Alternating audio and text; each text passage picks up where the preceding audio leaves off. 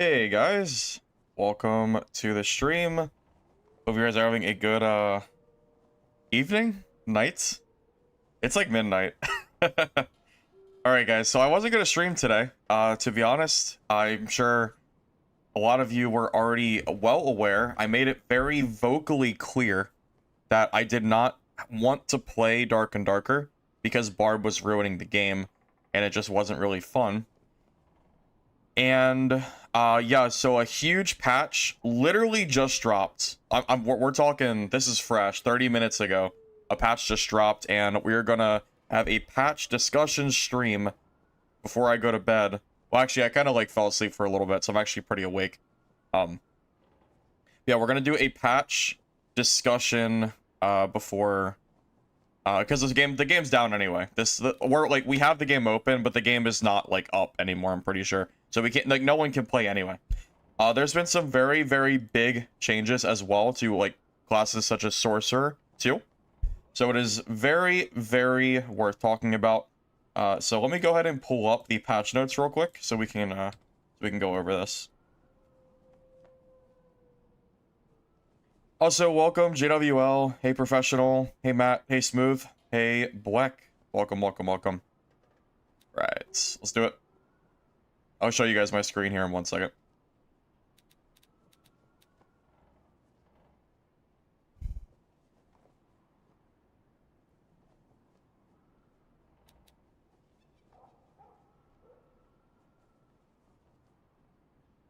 Alrighty, so our savior, Paul, has blessed us with an update about a half hour ago.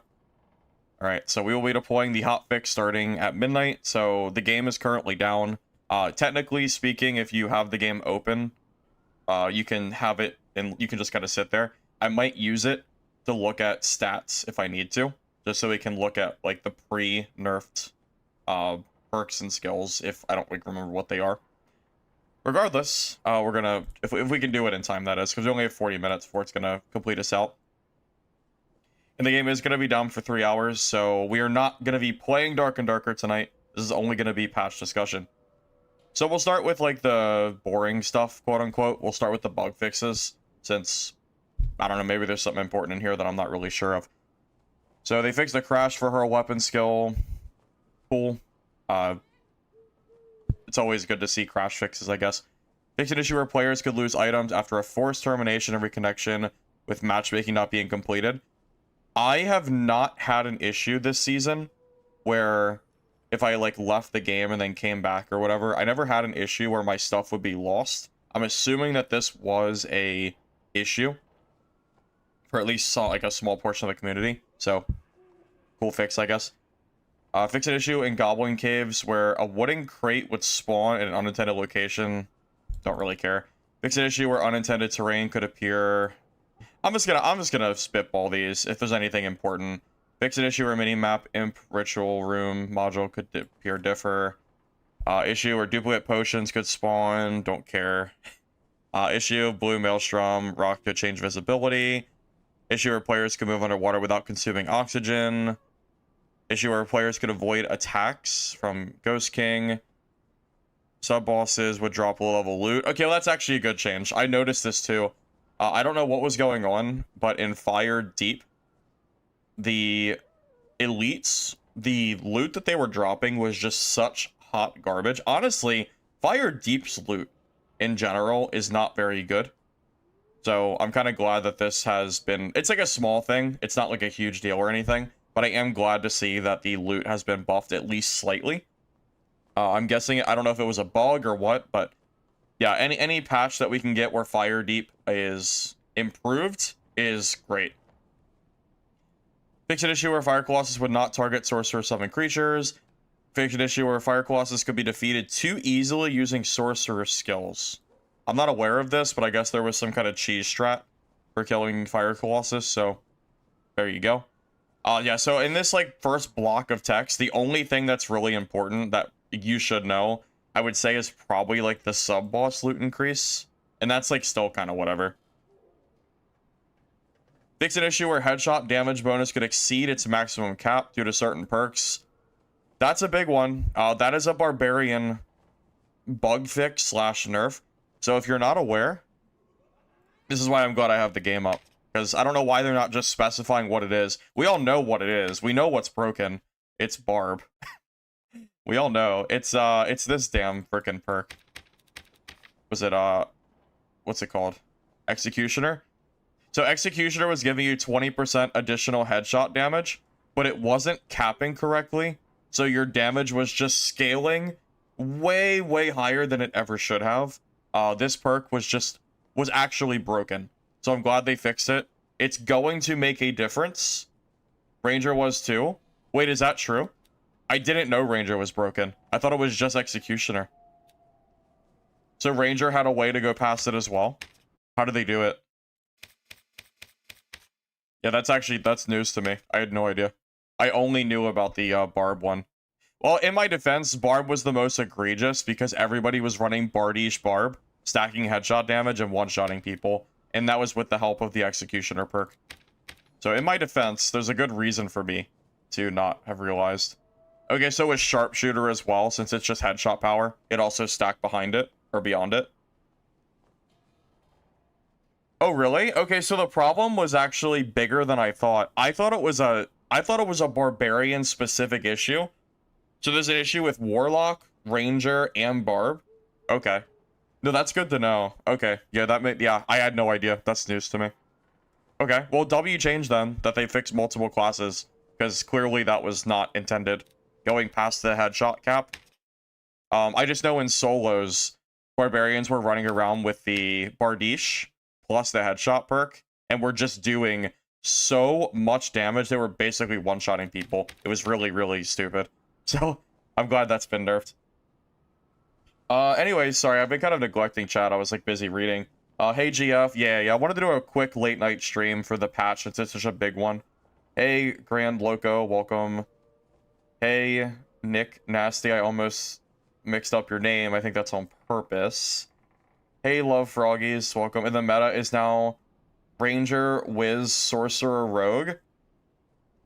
I don't think that's necessarily true. We should probably wait to actually see the gameplay. Barbarian is still going to be a strong class, I think. I don't imagine that this nerf is going to make Barb bad. So maybe we should hold off when, maybe we should hold off for a moment and then actually see what happens. I'm not sure if you or I could actually say how Barb is going to be, or how the game's going to be. How long are servers usually down for? Usually 2, but this is going to be a 3-hour patch, Itachi. We're down for 3 hours, so we're going to have 40 minutes of the game being up for me to show you stuff, but after that, it's going to kick us off the game, and then we're going to have to just only view the patch notes. Okay, so back to the Discord. Okay. So headshot damage bonus, huge W fix, fixes Barb and Ranger, and I guess Warlock too. Fix an issue where magical and physical power would display incorrect values. I'm not aware of this. This might have been a really high threshold issue. So if anyone's noticed that, okay, but I guess it just says showed incorrect values. So I'm assuming the stats were still right in game. Maybe just a visual error. Fix an issue where items cannot be equipped would not appear in red text tool outside of player inventory. Wait. Fix an issue where items that cannot be equipped would not appear red text when viewed outside of player's inventory. I didn't even realize that was a bug, but okay. I just never noticed. Fix an issue where movement could stop after opening the inventory and clicking. I think I noticed sometimes that I would just stop moving randomly or after clicking, so I think that was a bug that was actually kind of annoying. So, good change. Good fix. Fix an issue where movement fix an issue where movement could stop. Oh, it's like mistyped. Fix an issue where movement could stop after opening. Oh wait, did I just like oh, I read it twice, but it's like worded weird. It just caught me off guard because I was reading this. It was just like, sorry, it was just worded strange. That's why I was reading it. Anyway, fix an issue where player movement could stop when opening the current quest list. Okay. Fix an issue in arena where players were affected by clerics overhealing could fall forever without dying. Okay, that's a funny bug. I did not know that was a thing.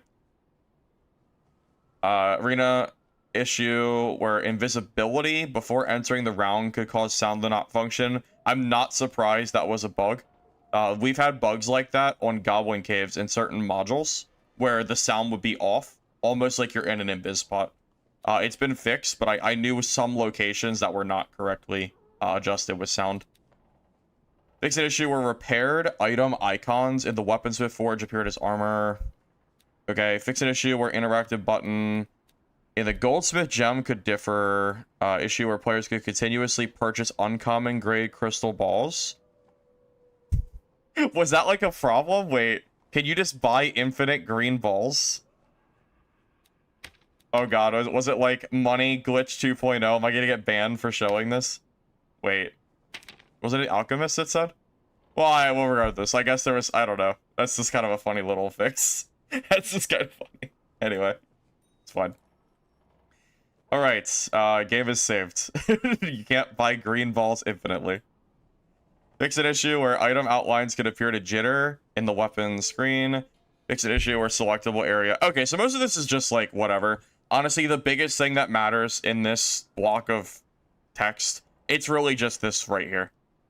This is the most important part right here, is the headshot damage getting decreased. If you've ever been one-shot by a Bardish Barb and you were scratching your head wondering why, part of it was because Barb was like really strong, but the other part of it was because the damage was bugged. So, there you go. Game updates. New Ember Flame weapon skins have been added. Bundle pack has been offered. There you go. If you care about skins, there's a bundle now if you want to buy those. Adjusted the Ember Flame skin effects that were highly visible in dark environments, so you no longer are visible when the player character is crouching or walking in dungeon. Yeah, Dev mentioned that during the Q&A. Basically, the skins were pay to lose. You could see them in dark environments, so now they're not pay to lose anymore. Makes sense because they want you to buy the skins, and if buying the skin makes it worse in the game, then you're not going to want to buy them. Workshop has been improved. When enhancing and increasing an item's rarity, previously existing attributes will now be preserved. I'm gonna be real with you. I have not touched the workshop at all. It was too expensive. There was no reason to, and it was super bulky trying to scrap items and craft all this bullshit. Honestly, the crafting system was just... It was just bad. It was just, I don't know what else to say. Like, it was really, really bad. So, huge W that they're actually working on the workshop and making it hopefully not as terrible. Because it was just really unfun in the game. I just completely ignored it for the time being. Scrapping can now be performed at any workshop once that item type workshop has been unlocked. So, scrapping should be less annoying now. I wasn't even scrapping my items because I didn't feel like going to each workshop and then individually finding where everything had to be scrapped. I'm just lazy. So, W change. Maximum stack size for weapon scraps increased from 20 to 50. Okay, I mean, that's no issue for me. Upgrade requirements for each workshop has been eased, and the upgrade costs have been adjusted, so it'll be easier to upgrade your workshop from now on. Also, the cost of each workshop has also been adjusted to encourage more gold flow in the market and trading of scraps. I don't know what that means. I don't know if that means they made the cost less or what, but it just says adjusted for gold flow in the market. Let's just say okay and move on, I guess. I don't really, we'll just have to see when the game reopens. Improve sorting in the gem crafting list so items are now organized by identical gem types. Wait, that's actually a huge change. Wait, the gem crafting list? Wait, is it... Hold up. Are they talking about gem socketing? Hold up, can I show it to you? I need a gem that isn't fully socketed. Hold up. So does it mean this random gob of enchants is gonna actually be organized? Because I always thought it was so dumb. Why are these... it always felt to me like these should have been organized by gem type. So it always felt super weird to me. Like, why is it doesn't even make sense. Like, the projectile reduction is up here, magic resistance is up here, then you scroll down And then we have like the armor rating and stuff like that, like not even with the projectile.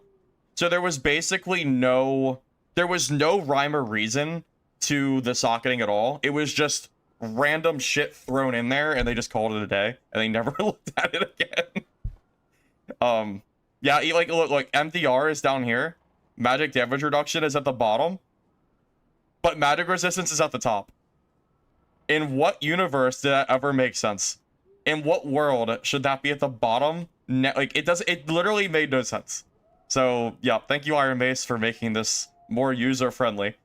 So W change for sure. Thank you, Iron Mace, I appreciate it. The Valentine merchant has departed. Candy can now be sold for gold. Okay, I mean, that's like a whatever change. I don't know about you guys. I haven't used the merchant very much. The Valentine merchant. I think I was just really bad at checking the merchant for items. So what ended up happening was... Well, I mean, just... I just didn't get... I have like so much candy. I have hundreds of candy. I never got to use it. So whatever. It just is what it is. I'm not too worried about it. Okay, on to the balance updates. These are going to be more significant changes than the bug fixes, obviously. Most of the bug fixes were kind of like whatever.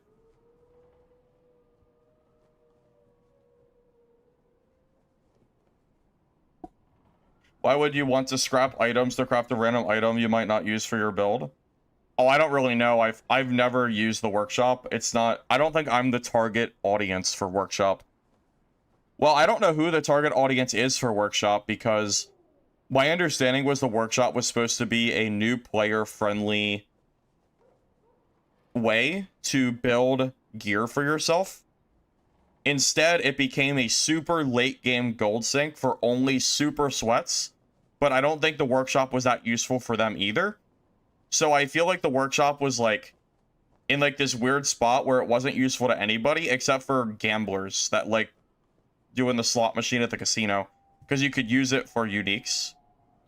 Because technically speaking, you could profit from this system if you went to the...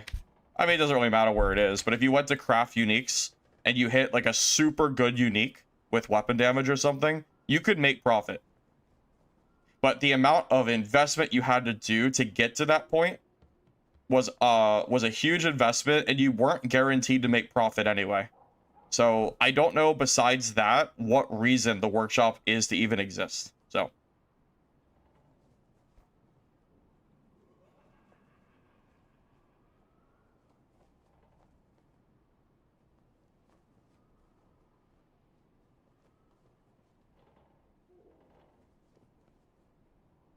Hey, Jolly. Welcome, welcome.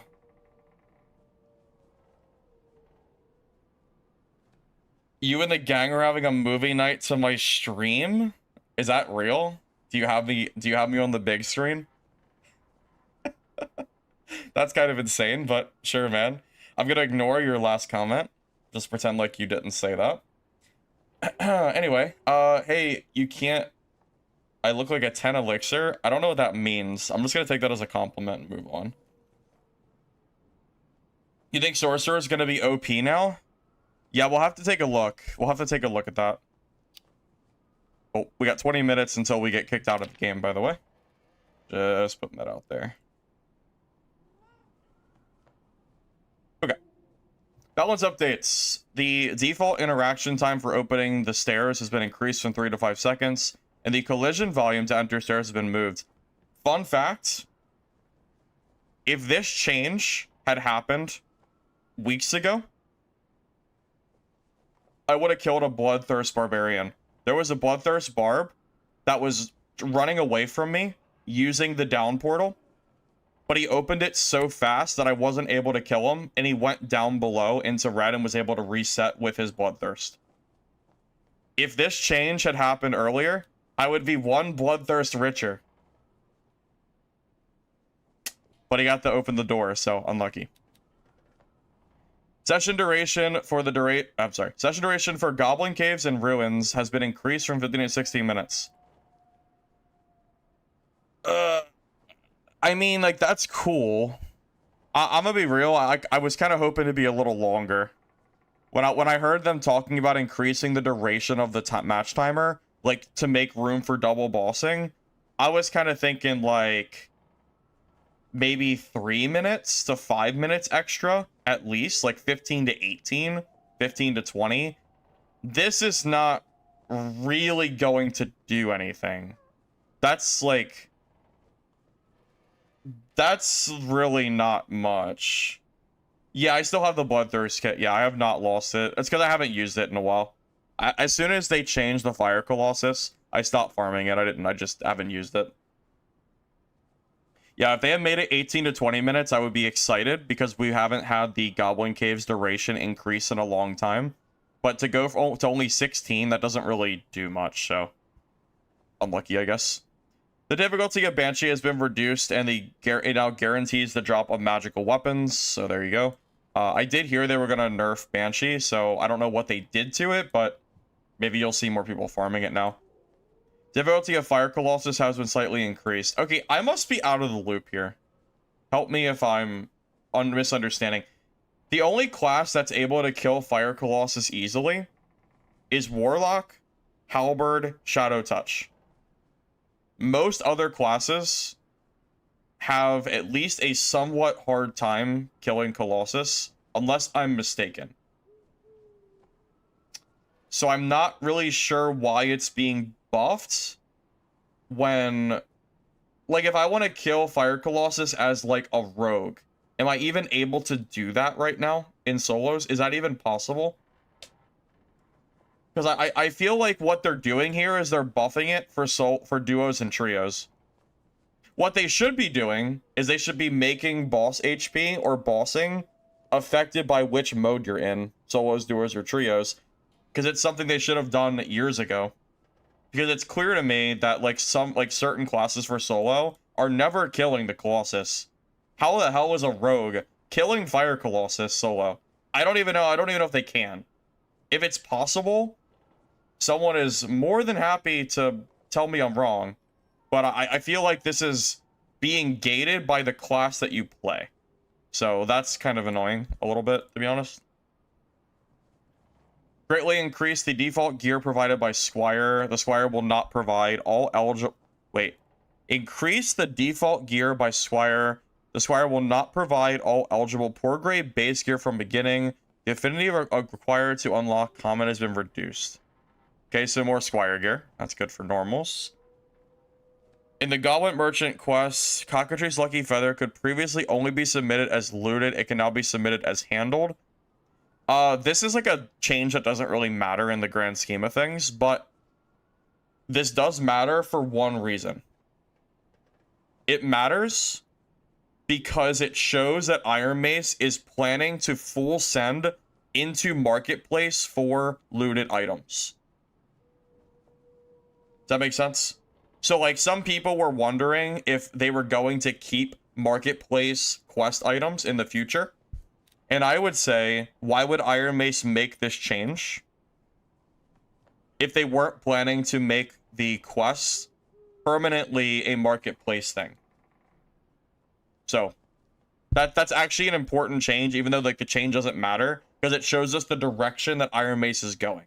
So, if you like quest Marketplace items, you should be happy about that. Pile should adjust per party size. I'd be fine with that. I have no issue with that. If solo bosses are easier to kill because you're fighting it solo, I have no issue if you have half the pools that a duo would have. That's perfectly fine. I don't want to do it solo to get more loot. I just want it to be fair and balanced. So by all means, if, like, let's say a duo pool is 6 pools or something, I'm perfectly fine if you give me 3 pools. If you make the boss, like, easier and able to be done as solo. That's perfectly fine. I just want to be able to kill the boss. Dwarf Race has received an additional Oh, whoa! Dwarf Race has received an additional bonus. 10% headshot reduction and 10% interaction speed to align with other races where they have both a debuff and a buff instead of only having a debuff. Oh. Oh, it's dwarf buff. Wait, okay. I don't know if that's gonna, like, It's actually a mining class. They listened. Interaction speed. It's for mining. Okay. I don't know how much that's important. The buff was size. No, dwarf size is not even that much of a buff. From my experience, whenever I used dwarf skin, it let other people headshot me easier, and then I would not be able to headshot them as easily. It was... I feel like the dwarf hurt me more than it helped me. I did hear that dwarf Pavis was pretty cheesy, but I have no issue with this buff. I don't think dwarf was OP by any means, so I'm fine with that.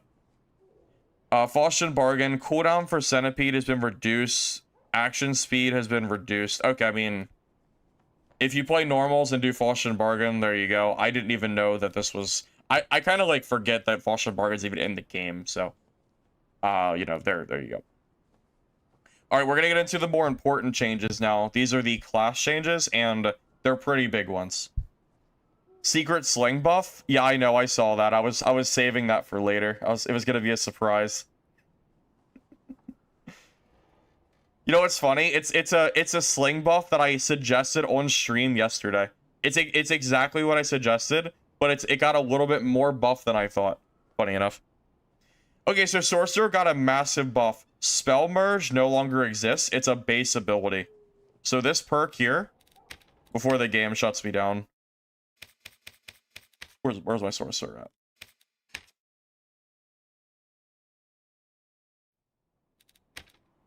Okay, so where's it at?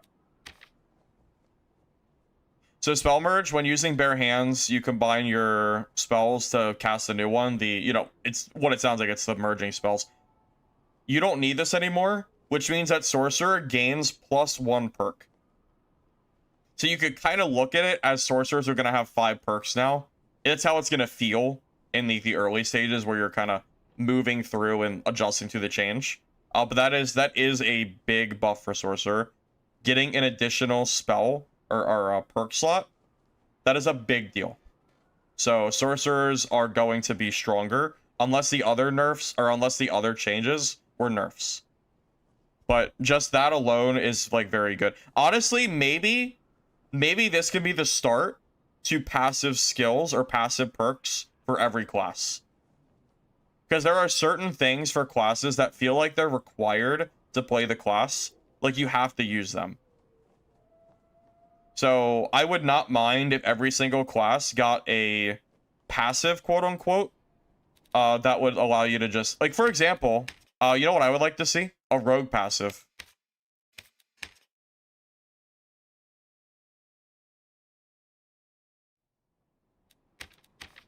%.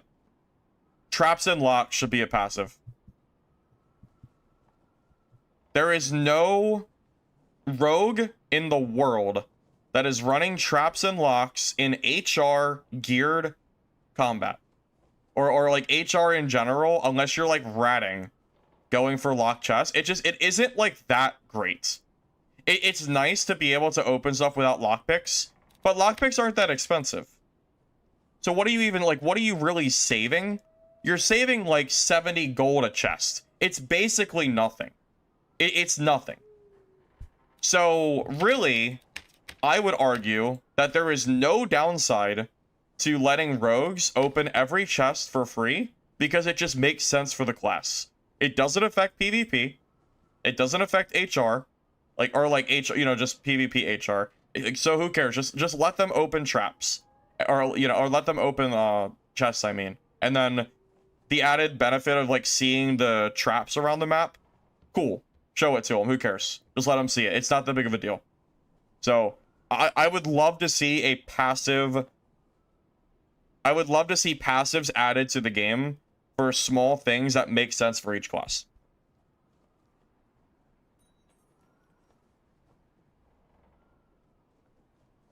Druid herb sense. I'd be fine with that. Honestly, yeah, no, like who the hell's using herb sense? I actually forgot it existed. Who's using that? 100%. Who the hell's using it? Where's it at? I don't even know what it's like. Where is it at? Yeah, herbal sensing, detecting herbs or whatever. Sure, why not? Why not let druids sense herbs for free? Who cares? I mean, honestly, sure. I would have no issue with druids being able to farm herbs more efficiently. That's just, like, that kind of makes sense for the class. For sure. Ranger Campfire Mastery? Yeah, I would say that's fine. Yeah, Ranger. 100%. That's a super easy passive. Just get rid of the bloat perks that don't do anything. Well, it does something, but, like, it's not worth a perk. Instantly place a campfire, increases duration by 100%. It's not, like, bad. It's a nice, like, convenience, but you can't use it, or you don't really see it used because it wastes a perk slot that you need for PvP. And that's ultimately usually how people, like, dictate in HR what you're using. Of course, you can use it in, like, PvE mode, and it's fine.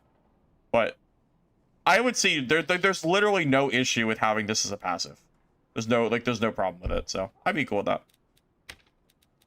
Rogue passive B. Oh, did you just join? I already said it a second ago. It's perk, the traps and locks perk, I think should be passive. So rogue should be able to see traps and open up chests for free. There's no reason I think that they shouldn't be able to do that. You think Ranger should have chase? See, I was kind of leaning towards passives being something that doesn't particularly affect PvP. But I guess the spell merge affects PvP for Sorcerer, so I guess you could maybe consider it. But it might be too strong. Because I feel like passive should be more, like, I don't know. I'm not sure if, like, that's something. Because, like, Chase is such a good perk for Ranger already. So, like, I'm all, like, at that point, I'm always wondering if I would be more willing to give Ranger Spear by default. Like, just make Spear a Ranger weapon and take away the perk. I'd be okay with that.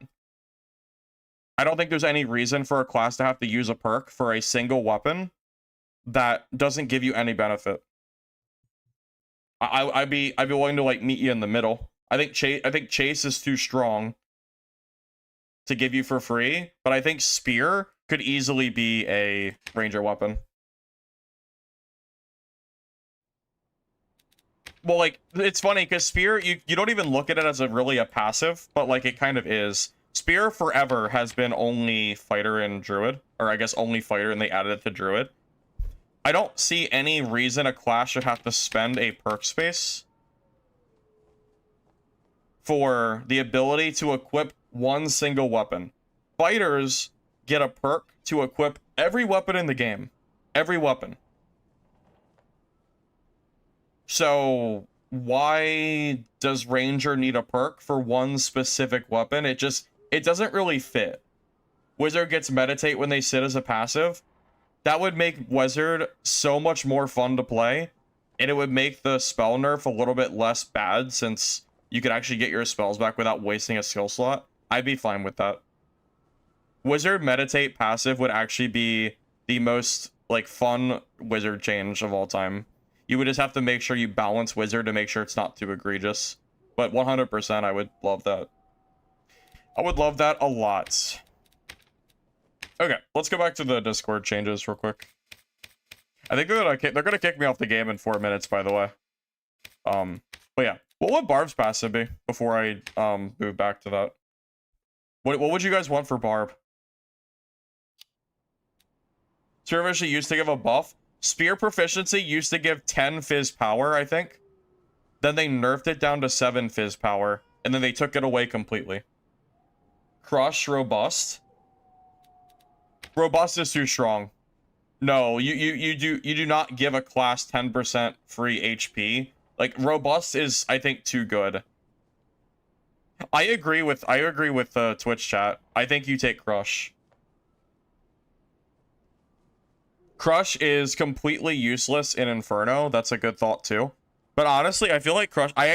You know, it's funny. I made a video this morning about the door meta, as I called it, in Dark and Darker, and it seemed like about 90 to 95% of people agree with what I was saying. Then you had like about 5% that like that was kind of against what I was saying. Basically, I feel like doors are too strong. I think they've always kind of been like too prevalent because of the speed that you can close them, so it creates like really weird fights. considering Barb is supposed to, like, Barb is like the melee class, I feel like it makes sense lore-wise for Barb to just destroy doors. Maybe if you want to make Crush a passive, maybe you take away the impact power and then only make it for doors. Maybe just give Barbs a passive to break doors quicker, and maybe instead of one shot, it's 2 shots. Like, and maybe any Barb weapon can break something, can break a door in 2 shots, maybe. Like, you could work around it. You don't have to make it exactly Crush 1-for-1. You don't have to, like, you don't have to copy it. You can always adjust it for being a passive. So if you're gonna give Barb something that is like passive, is the impact really that useful? Honestly, shields are so bad in this game that I almost feel like maybe it doesn't matter, but like impact power definitely does make a difference. It's hard to say if you should keep it. Like, for a passive, is it too strong for Barbarians who have that impact power? I don't really know, to be honest. How does impact power work? So let's say I have a heater shield with an impact power of 5, and a Bardiche has an impact power of 5 or 4. Basically, if a weapon has lower impact power, when I hit your shield, it'll bounce back like I'm hitting a wall. If the impact power is greater, it will break your shield, and the attack will like make your shield stagger. So it makes a big difference in PvP where someone is using a shield. But shields are so inconsistent in this game that I don't really consider shields to be like that great, generally speaking, unless you're playing like fighter, because they have perks that specifically work well with shields. So I don't know, like really Crush as a passive for Barb would only really hurt fighters. Maybe that's okay, since fighter, generally speaking, is like good against Barbs, especially with the nerfs that are coming. Fighter like should become a lot better against Barbarians, so maybe it's okay. I don't really know though, it's hard to say. Using Savage and Crush will let you run through doors with bare hands. Well, no, I don't think you should be able to break doors with your bare hands, unless you think it'd be funny, I guess. That's like, I don't know. I feel like that would be a little bit silly to break that. At the very least, you should have to use a weapon, like a one-hander. But I think a two-hander thing is fine. I don't know. Again, it's up for debate. It's really up for how you think the perk should be. It's impossible for me to like tell you how to think.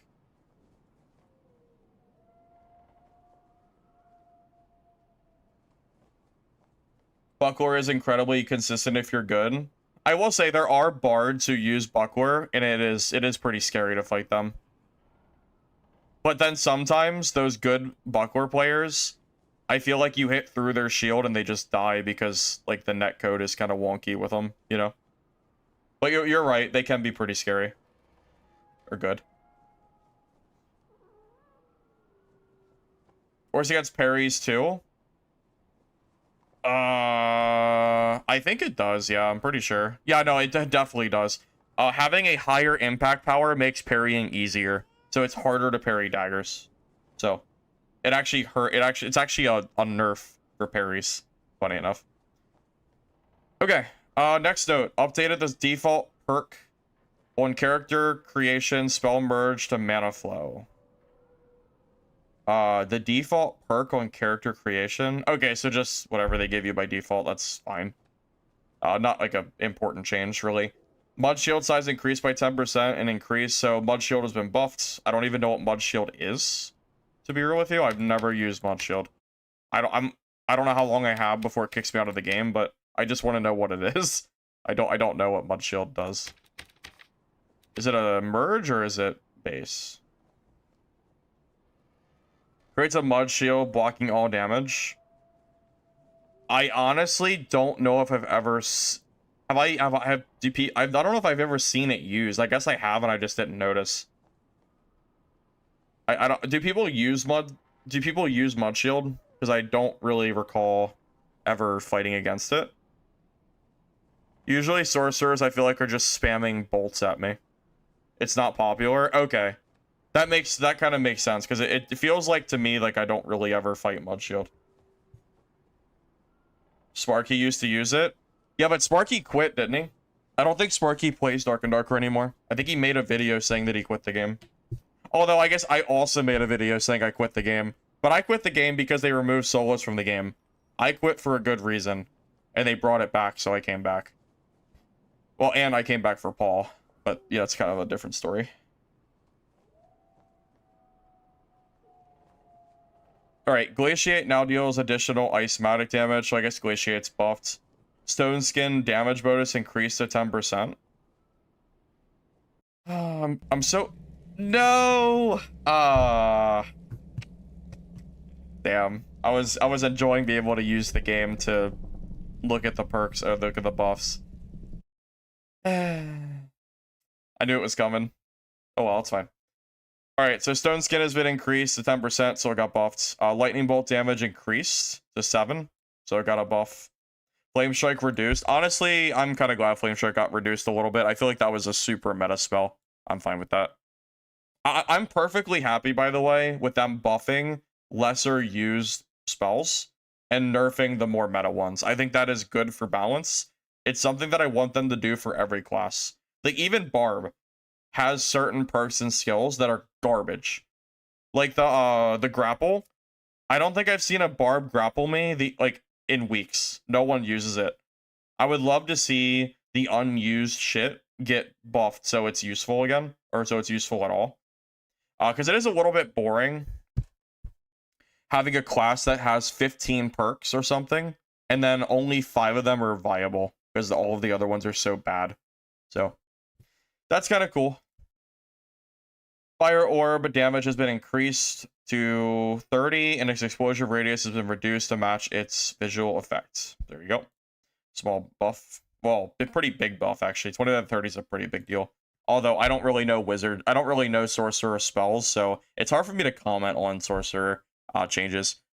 Wall of Fire initial damage reduced from 20 to 10, while its overtime damage increased from 10 to 20. That is a massive change. There has been so many fights against Sorcerers where they throw a Wall of Fire, it barely touches me on the side, and I just take a bunch of damage. I think that like makes more sense as what it's supposed to be, which is an area denial spell, not a instant damage spell. No one runs Fire Orb. I will take your word for it, because I just don't know Sorcerer. Hey Silence, welcome. What class do I think is currently the strongest for solo? It was Barb. But I don't know if Barb is still strongest after the changes they got. I honestly don't know. But it definitely was Barbarian for sure. 100%.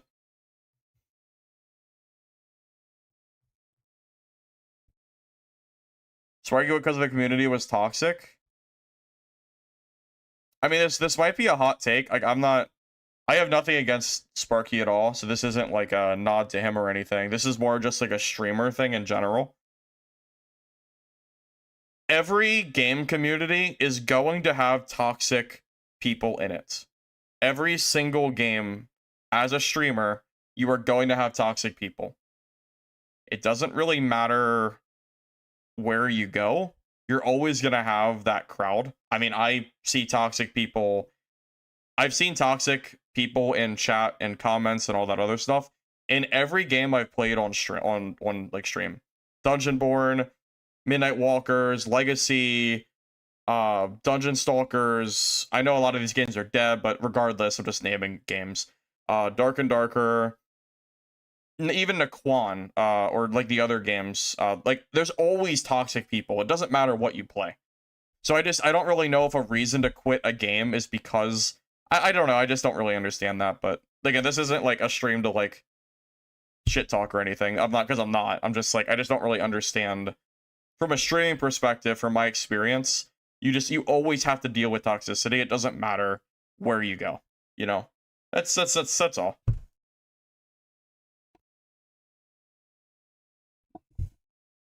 Yeah, that's not like, it's not a knock to Sparky. Yeah, it's just a like, community can be toxic anywhere statement. Okay, Flamethrower damage increased. Actually, kind of a W. Flamethrower was like never used, so another spell buff that it looks like they're buffing a lot of sorcerer spells that are completely unusable or were not being used. Again, I would love to see them do this for every class. If they can do this for every class and we can get to the point where all perks and skills are useful, that would just be amazing. But it's going to take a lot of work. Earth Elemental duration reduced. I'm fine with that. It felt like it lasted way longer than 24 seconds. Anyway, it looks like Lava Elemental health increased, duration reduced. Yeah, I feel like I'm fine with these getting reduced. 24 seconds felt like a really long time. Maybe it was just a solos thing. Barb needs to reduce his HP. Well, they did. They gave Barb some pretty big nerfs that we're going to talk about. Well, we're almost to the Barb nerfs. They gave him some. It was some pretty big changes.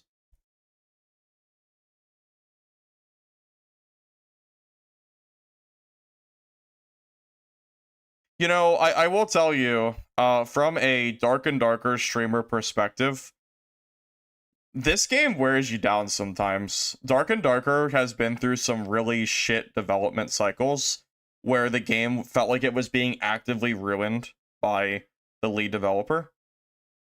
And it definitely caused me to become pretty negative as well on stream because it was hard to not be negative. Like when every patch that came out was constantly just bad patch after bad patch, and it made my favorite game worse and worse and worse. I definitely became negative because it just gets tiring after a while, so which is why when Paul started making good updates, I instantly became much happier while streaming. So, you know, just a little thought. Yeah, Dark and Darker has been getting some very good patches. I'm actually finally happy playing this game, even though Barb has been kind of weighing me down a little bit. Honestly, I think the last week or so of my streams have been kind of negative because of Barb. I know they have been. I know they have. Because they nerfed one of my favorite classes. They nerfed Wizard. And in solos, Wizard versus Barb is like really, really unfun. It's just not fun fighting solo Wizard versus solo Barb. And I was already struggling to fight Barbs. And then Barb didn't get changed. And then Wizard got all these nerfs. I'm sitting there trying to play Wizard, and I can't do it because I keep just barely losing to Barbs because my spells don't do enough damage. And I know that in Arena, Wizard needed nerfed. But from my perspective, solo Wizard was just so much weaker versus solo Barb. It felt like I was getting steamrolled for free. And it made me really mad. So I've definitely been very upset over the last week or so over the, the patch stuff. So I am glad to finally see some Barb nerfs come their way. Also, some stuff that I even suggested on a video that I did for Barb, by the way. Some people told me I was dumb for it. I'll get there in a second. Alright, Druid, really quick. This isn't gonna matter too much, I imagine. Nature Touch duration increased to 12 seconds. Scaling reduced. So just less healing, but lasts longer. I'm guessing this is arena change, because I know it's not for solos. Restore duration increased from 10 to 12, scaling reduced, so I guess Druid was meta for trio play or something, healing Druid. I'm not really familiar with that part of the game, but apparently that is a thing. So there you go. Okay, so honestly, the biggest change to the patch, I would say, besides the sorcerer stuff. Reckless attack now has a duration. Achilles has a duration. I made a Barbarian video over a week ago that said that Reckless and Achilles needed a duration added because it feels like you do not have counterplay when you watch a Barbarian press Reckless or press Achilles and they W key you and you're sitting there like, okay, you can't kite it, so you just have to wait until they hit you. That shit was infuriating. Whenever I'm playing Cleric, and I have no range because it's a Cleric, and then I watch a Barb press Reckless, I'm already rolling my eyes, thinking to myself, like, oh shit, I'm just gonna die. Because they're gonna come up to me, hit me with Reckless, I'm gonna lose half my HP, or maybe all of it, and I'm not gonna have any counterplay. So, thank God, we finally have counterplay to two of the strongest skills in the game. Well, they're probably up there. I would argue that they're up there, but Reckless also got nerfed again. So Reckless only does 50 armor pen now, but I think that's still strong. Barbs can do so much base damage, like headshot-wise. Even a Reckless with 50% armor pen headshot, that can still probably chunk a fighter for 70% of his health or more.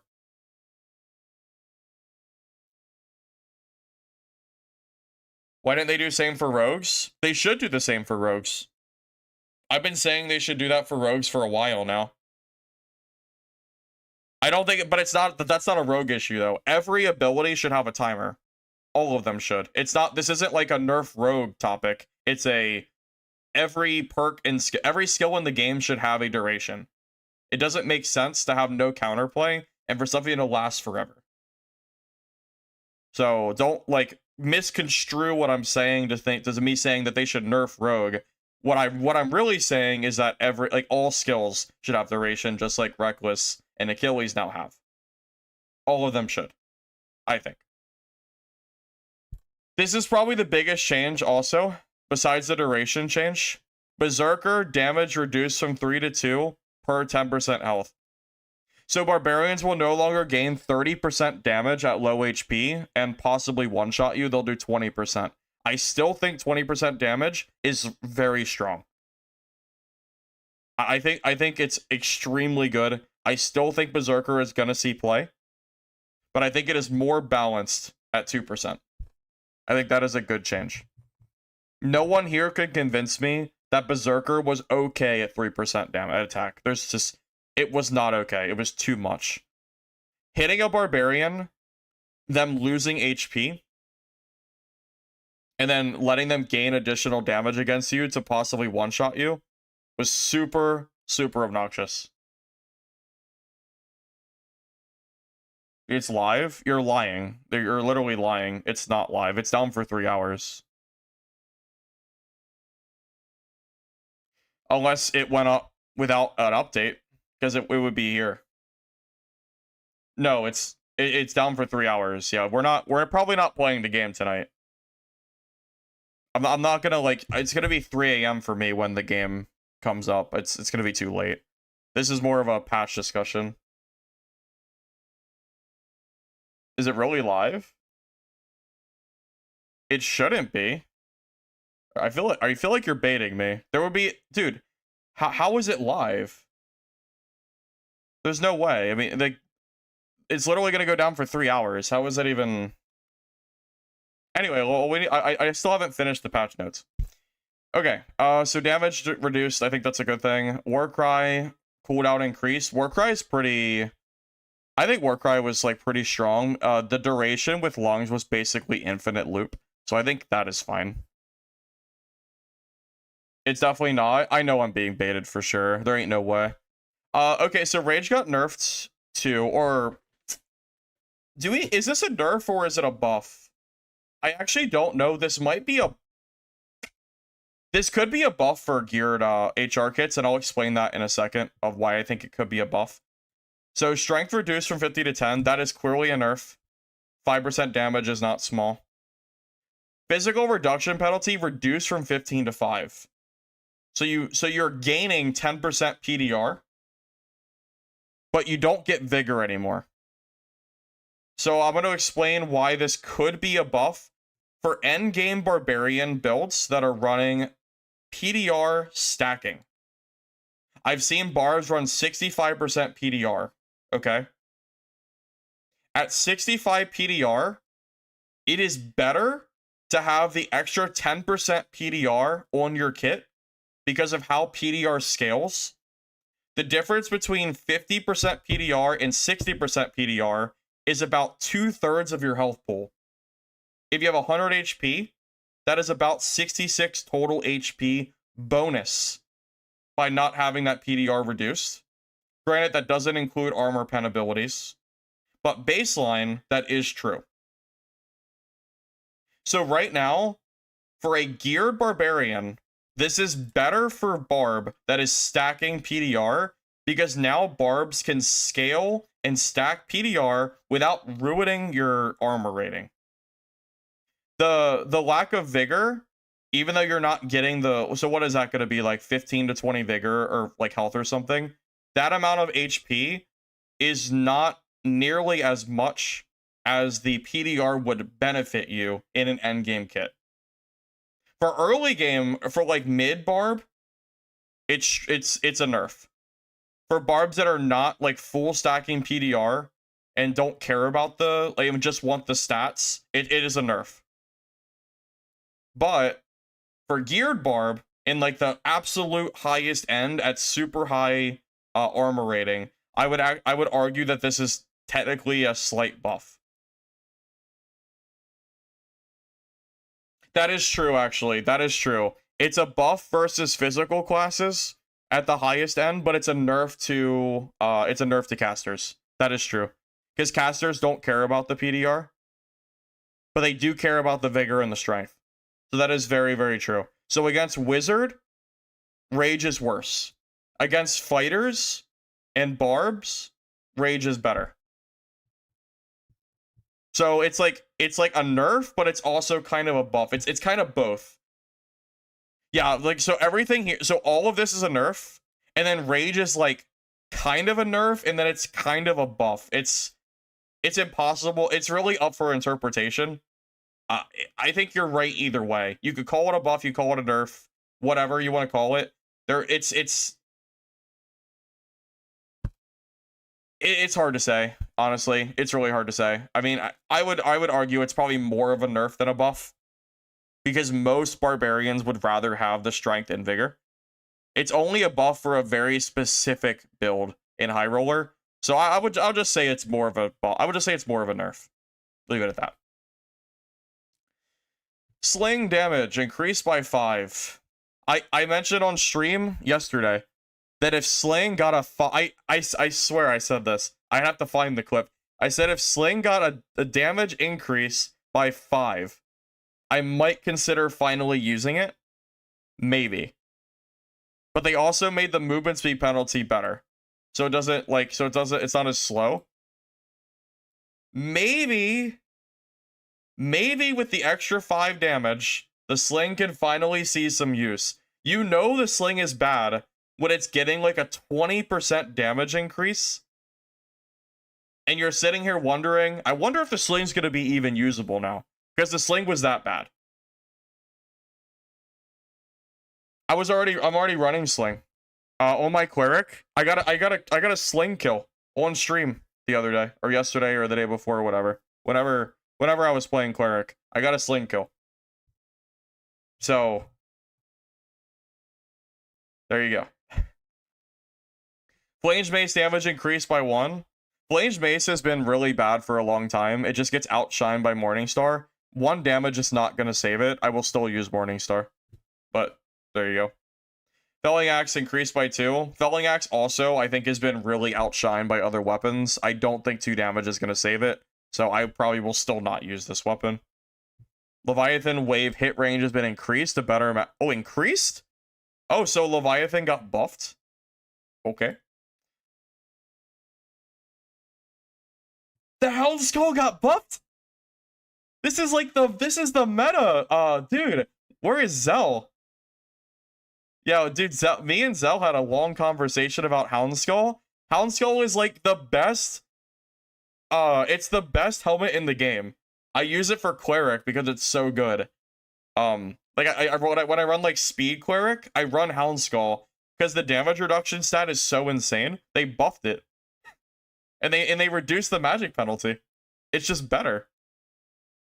That's crazy. It was already meta for me. I already used it. It's just a buff. I'll take it. I'll take an extra 1% headshot for just free. It's fine with me. Oh my god, they buffed the Armet too. Oh wow, wait, the Armet is equal to the Hound Skull now, or the old Hound Skull. Oh my god, wait, the Armet's actually good now. This is like legitimately, I will use the Armet for fighter. 100%. Because that gives you strength, right? 5 strength. That is a massive buff. Dude, that is a crazy buff. Oh my god, Hound Skull plus Dwarf equals 34% headshot reduction. Yeah, that sounds pretty funny. That actually sounds pretty good. Yeah, Armet, that is a massive buff. That's huge. Crusader also buffed to 20%. I would have rather Crusader just went ahead and went up to 23 because I feel like you just don't use Crusader Helm because you can just use the Helm Skull or the Armet now. So I'm not really sure why you would use the Crusader. Why is Crusader going from 18 to 20, but Armet is 18 to 23? That doesn't really make much sense. But there you go. Oh my god, they buff Wizard Hat. It gives you memory capacity, and they increase the headshot reduction to 8%. Well, I guess it got buffed, technically speaking. I don't really care about that buff, but there you go. Anyway. Let's see. This hotfix brings several improvements based directly on community feedback, including workshop, Ember Flame, and overall game balance. The initial launch of the workshop had some rough edges, and we made some quick adjustments based on your feedback. We've streamlined upgrading your workshops by reducing much of the mindless upgrade requirements. Yeah, workshop was like super bad. It was too expensive. Not much benefit. I don't really know like what the point of the workshop was. Wizard Hat is Squire Biss now. Oh, actually, that's a good point. That's true. Overload Wizard will probably use Wizard Hat because it's just free capacity. That's fair.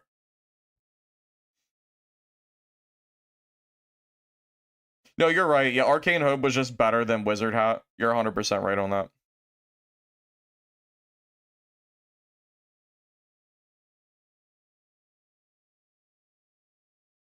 You like Chapelet Fur for agility? Okay, there's two problems with Chapelet Fur. One, it gives agility. And two, it gives you 13% headshot reduction. It's really bad now. I used to use Chapelet Fur, but the headshot difference is insane. I cannot express to you how much of a difference 10% headshot reduction is. It is a big difference. That could be one shot in melee fights. Like one hit easily can be one hit. There is no reason to not use Hound Skull or Armet now. With this change, Hound Skull or Armet are going to be meta. 100%. Hound Skull might just be the meta, but Armet being like 1% lower, it's not that big of a... It's like 1% is whatever. So it's fine. I could use either of these and be happy now. Remove agility or rework. If I was going to rework agility, instead of increasing the movement speed, I would leave it as is, and I would very slightly buff the action speed to make it worth building agility again. Because right now I feel like agility is really bad. I don't build it for any kits. It's just not a good stat. It's a waste. If you added some action speed to it to compensate for the lack of movement speed, I would probably use it more.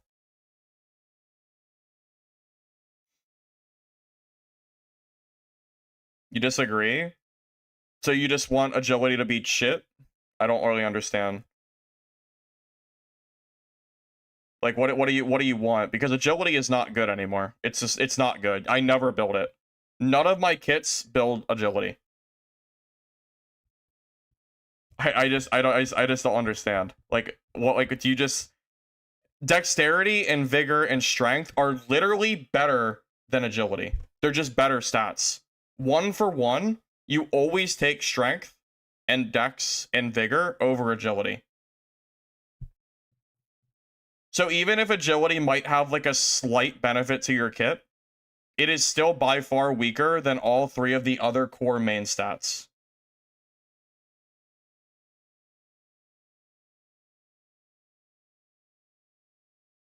Well, I mean, if that's the case, then it's just going to be bad forever. Because I'm not building agility in the current state. I'm not going to build it. I'm not building 4 agility for 1 movement speed. I'm not doing that for an HR kit. It's a waste of stats. There's just no point.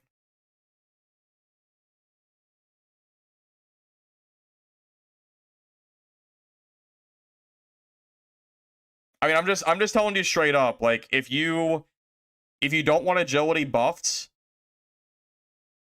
it is just going to be doomed to just be overshadowed by dex, strength, and vigor for just however long it exists for. It's not good.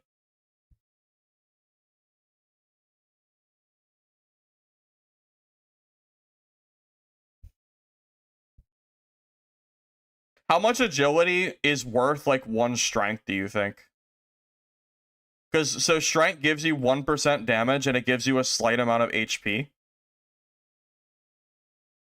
And then vigor gives what, 1.25 health or something?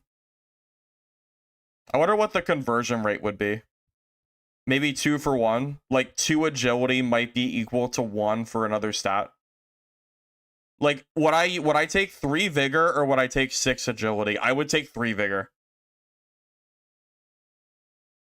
I would start to maybe consider agility if it was like 9 agility versus 3 vigor. Then I would like maybe start considering it. Maybe 8, maybe like 7 or 8 agility. But like even at 6, I still think I might not take it. I would still like I actively build 3 vigor all the time over 6 agility.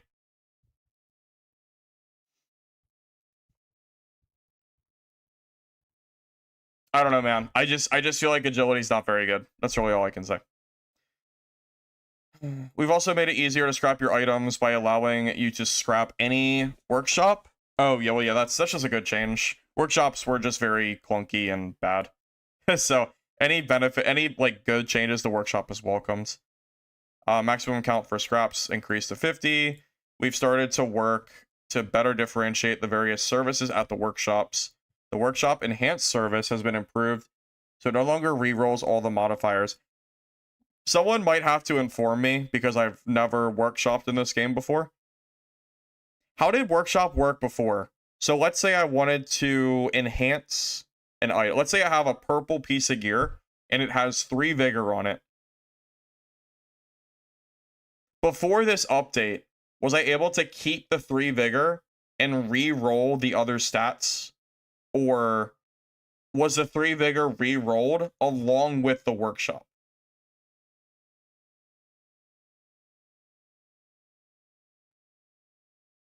It just re-rolls the 3 vigor? Okay. So now you can use the workshop enhance feature to keep a modifier on the piece of gear. So if you have a 3 vigor piece, you can re-roll it to actually build this. Because I know it says it here, but I didn't know. I thought you could do it already. I actually thought that already worked that way. So that just tells me that it was even worse than I thought it was. Because I thought it was already like that. Okay. Well, that's good to know. I mean, that might actually be pretty useful. If you find a piece with like 3 vigor on it and someone ruined it with like demon damage reduction or some shit, you could maybe re-roll it and like actually gain some value out of it. Well, it sounds like you can change 1 roll. I mean, that's what it says, right? The workshop enhanced service has been improved so it no longer re-rolls all modifiers. You can't just change 1 roll. Well, do we really know how it's going to work?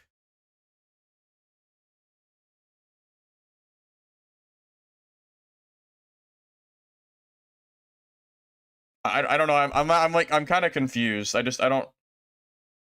It just takes it from purple to gold. Okay, so you can't just keep a singular roll when you enhance it. It just saves all of them.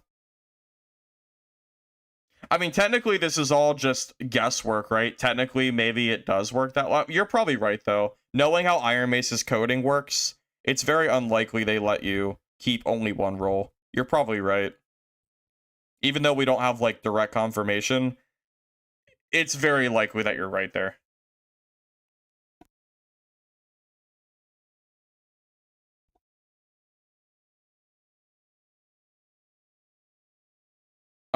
Instead enhancing an item in a workshop. Oh, it literally says it in the next sentence.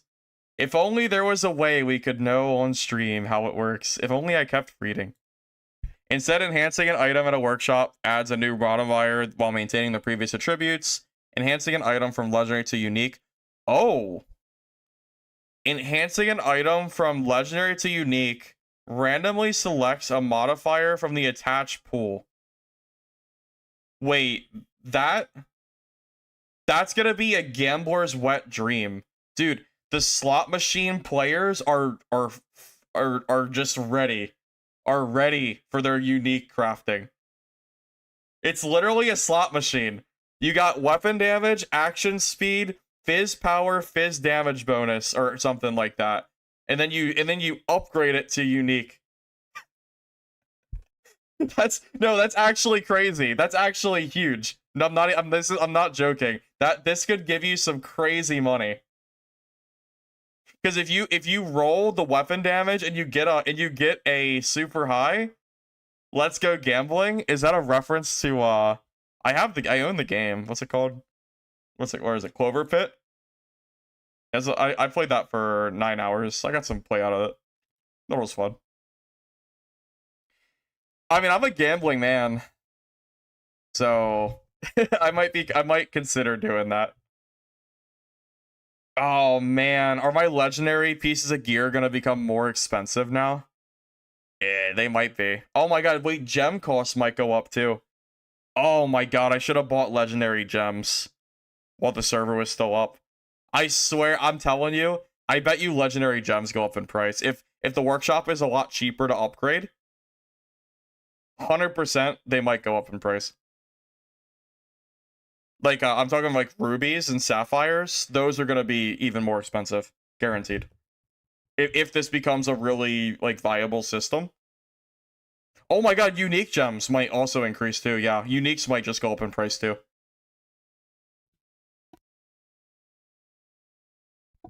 It makes BIS crafting cheaper. Instead of buying a legendary and buying 3 gems, you can buy a green, buy a blue, enhance by a purple. That's gonna be a lot of work though, but yeah, you might be right. You might be able to use the workshop to make BIS for cheap. But you're not wrong there. Also, since you can upgrade to legendary, you can use purple. Yeah, you can use the blue and purple gems to upgrade the gear to get the rolls that you want and not have to spend legendary gems. That's actually a good thought too. There might be some serious merit to this workshop after this update. This might be really good. Obsidian's gonna be more valuable.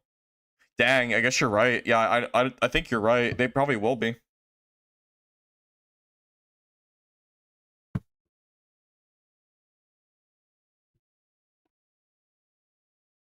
Why is the server down? Kev, is that a joke question?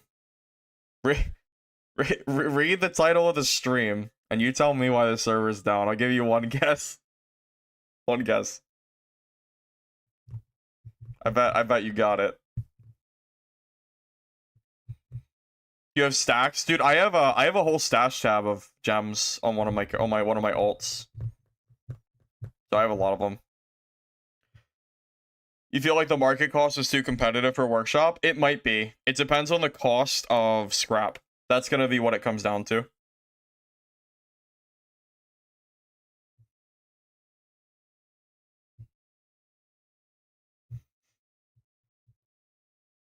Normal mode's gonna be insane. You can flip greens into high roll blues.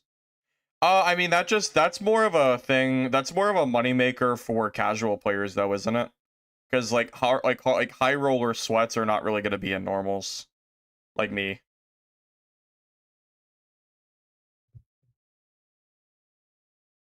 But yeah, Kev, the servers are down until 3 o'clock for the update, so we can't get on the game for now. You could glitch the Fire Colossus. I'm already aware of that. I never talked about it on stream, but I'm aware that people could do it. I knew it was going on.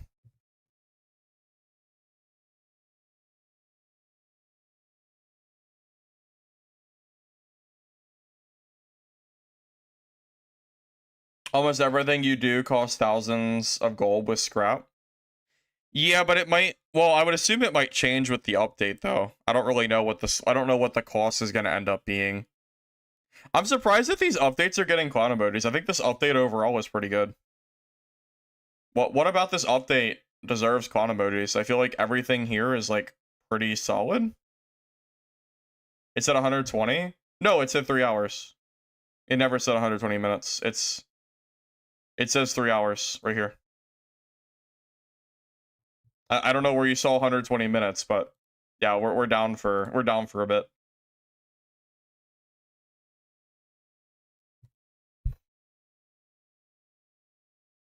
Well, Sling's got a 5 damage buff, so maybe they see some use now. I don't think they're going to be good, but they might be, like, slightly more usable. In-game's at 120? Oh. Okay, I don't really know then. I'm not really sure. There's always going to be clown emojis? Last update? I don't think there was there? You're wrong. The last update we got, well, I guess there's some here, but look at the difference in total. So like look at so the update down here, the balance update, there's no clown emojis here. And then look at the difference between the look at the ratio difference. 370? It's way closer. I don't consider this update bad. I'm just surprised. Well, I guess you got clown emojis up here, but that was just kind of like, I think people were just memeing because it was just details to be shared later. But I mean, yeah, I'm just a little bit confused. I feel like this update is generally pretty good. You think it's because of the sorcerer buffs? I mean, sorcerer does basically get 1 free perk. That is like kind of insane. And I already have a hard time killing sorcerers because I feel like they're already really strong in solos, so I don't know. That could become a thing. Maybe sorcerer becomes like the next problem, but if you want to kill sorcerer, I mean, I can always just play Barb. Like even with Barb nerfs. I mean, there's definitely some things here that's gonna make a big difference. Like for Barbs, but I would assume that Barb should still be pretty good against sorcerer. You still have Iron Will and Rage and stuff. Or I mean, I would assume it's still gonna be good against them. Billboard should have always been a default skill. I mean, I don't disagree with you, but it's still a buff. You're still gaining a free perk slot that you didn't have before, which can now be used for a different beneficial perk. So I don't disagree, but you still have to. I would still consider it a buff.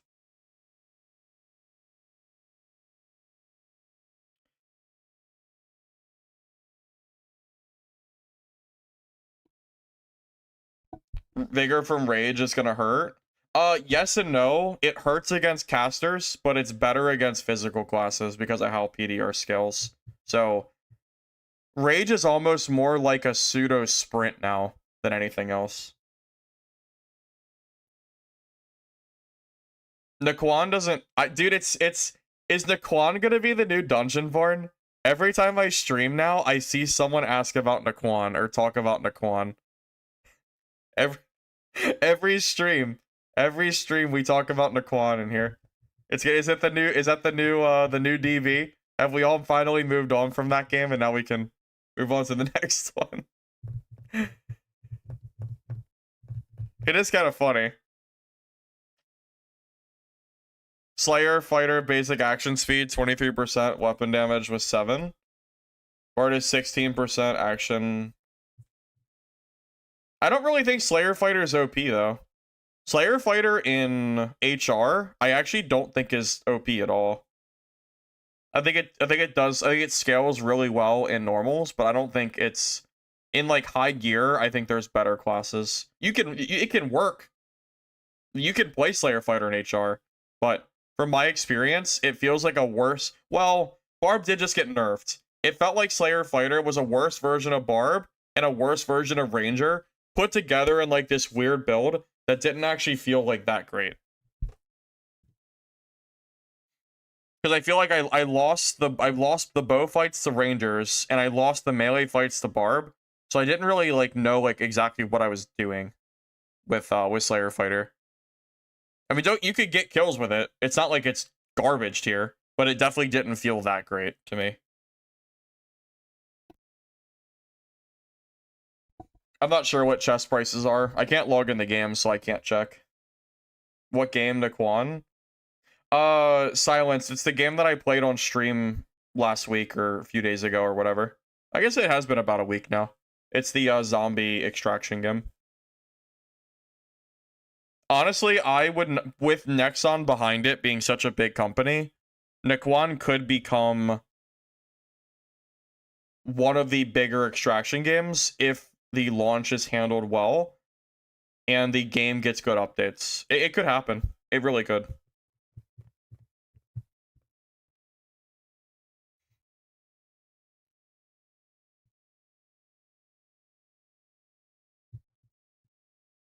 What do I think of the patch? I would say overall positive. I'm glad the Sling got buffed. Hound Skull got buffed, which is insane to me. Our mech got buffed, so I can use that on Fighter now, which is cool. Sorcerer got overall buffs. I'll have to wait to see how it feels in game, but I will say Sorcerers kick my ass a lot of times, so I'm a little bit scared of them. So this might make them even more scary.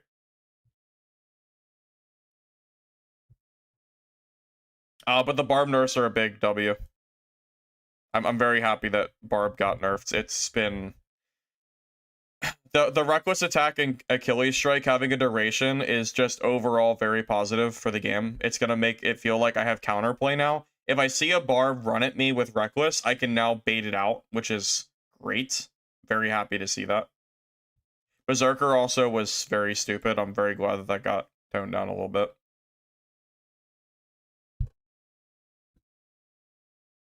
Hey Eugene, you're here to discuss the patch with me? Well, welcome. Yeah, we're talking about it right now. We've you missed the patch reading though. We just went through the whole patch and like discussed / talked about everything for the most part. Nexon editing is garbage. Nexon published Arc Raiders, and they also either made or published Dave the Diver. So I am definitely not going to agree with that statement.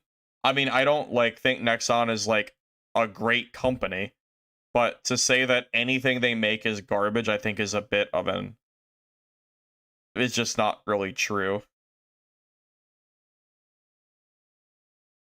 I mean, Arc Raiders is, or at least was, like, it was like one of the biggest games of the year, and Dave the Diver was very highly rated as well. Hey Ken, welcome. Hey Ken, how do you feel about the patch? I'm assuming you read through it already. Update goes live soon. The game comes back up at 3 o'clock. My time, it's 1:25 right now. So we got about an hour and a half. I'm not going to be playing the game tonight. It's too late for me. I'm just here to talk about the patch and go to bed. Hound Skull. Oh, yeah. Dwarf got buffed. So Dwarf now has 10% headshot reduction. So if you play Hound Skull Dwarf, you have 33% headshot reduction. But you lose 10% movement speed, so... You know, that's kind of a problem. But... interesting idea, at least.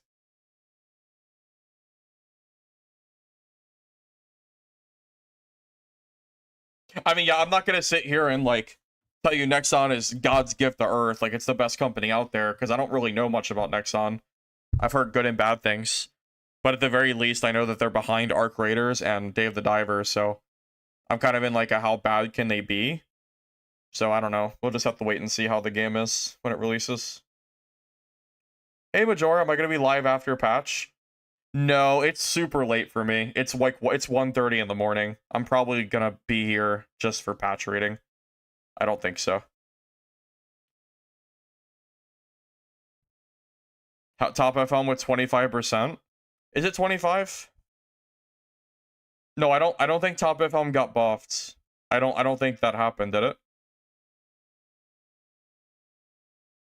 Where are the helmets? Yeah, Top F didn't get changed. Hound Skull is 24. Armada is 23. Crusader is 20. Like, it's not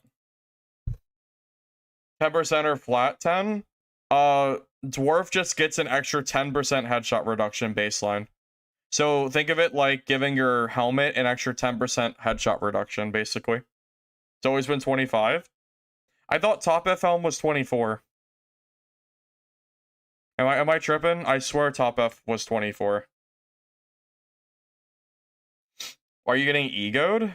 What do you mean? What are you egoed? What does that even mean, bro? What does that even mean? Yeah, I think you're wrong, Captain. I'm pretty sure top F has always been 24%. I think you're wrong, buddy. Sorry. Yeah, so if you play Fighter with Dwarf Race plus Hound Skull, you have 34% add to drop reduction. That's pretty good.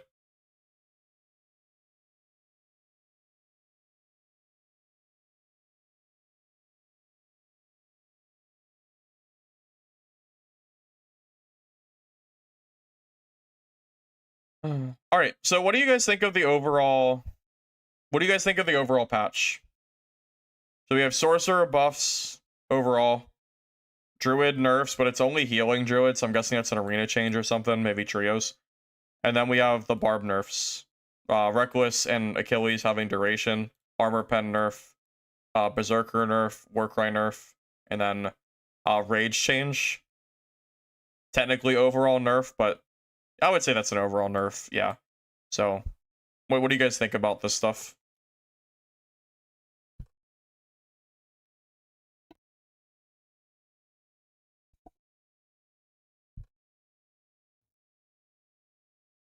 As a sorcerer, I mean, you love that they buff melee sorcerer spells. Honestly, all they need to do for sorcerer is get. You know what I want? I want a skill that works. No, I don't want it to be Arcane Shield. I want a skill for sorcerer that does something. So I have the option to run one skill and one spell slot. Because I actually want I would like to play sorcerer, but I feel like I'm not I'm not good at the merge gameplay. I don't like it. I would totally play sorcerer and mess around with it if I had a skill so I could play like 5 spells Sork with one skill. I would totally do that if I could. I'm just not good at sorcerer, man. It's not my class. I can get kills with it, but in HR, it's kind of hard for me.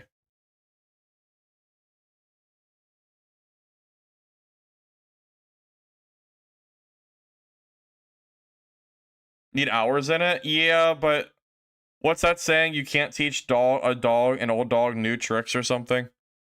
Me trying to learn sorcerer at this point is a huge endeavor. Especially when I am actively planning to play other extraction games in the coming months. Like, I guess I could spend all my time playing sorcerer, but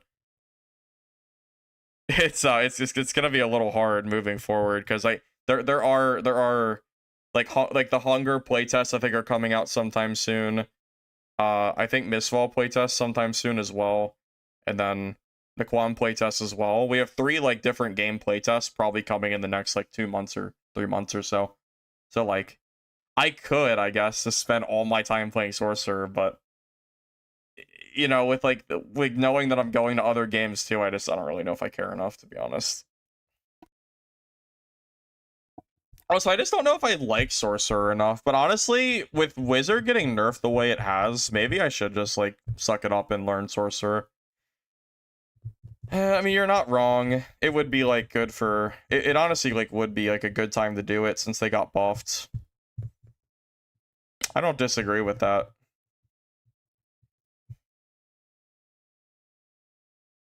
I'm just telling you straight up, like if I play Sorcerer, I'm gonna die a lot. I'm just telling you straight up. Yeah, it's a lot of muscle memory for a class that doesn't translate to any other class in the game. Sorcerer is like its own game. It's very hard for me having 4,000 hours on like every class besides Sorcerer, trying to like basically relearn the game on Sorcerer. It's just a lot. It's a lot for me. Like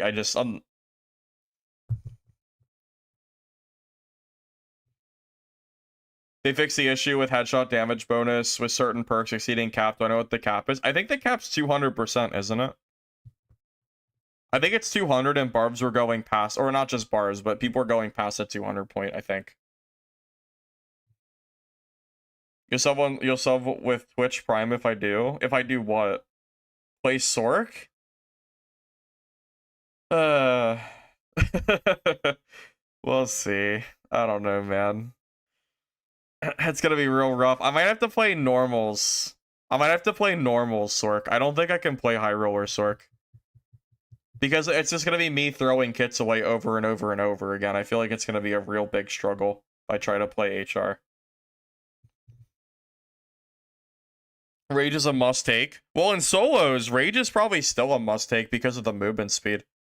Movement speed is still meta in solos, even if movement speed is not as easy to build. I think the movement speed skills are what is meta now. Like fighter taking stuff like even fighters using sprint now. And sprint was considered garbage for a while. But after all the movement speed stuff got nerfed, sprint is like good enough that it's seeing use again. Because most people are building like 98 to 101% at most. It's very rare to see classes much above that.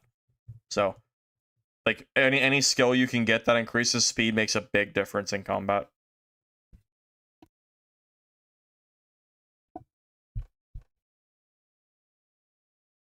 Did Wizard get another nerf? No, Wizard got buffed.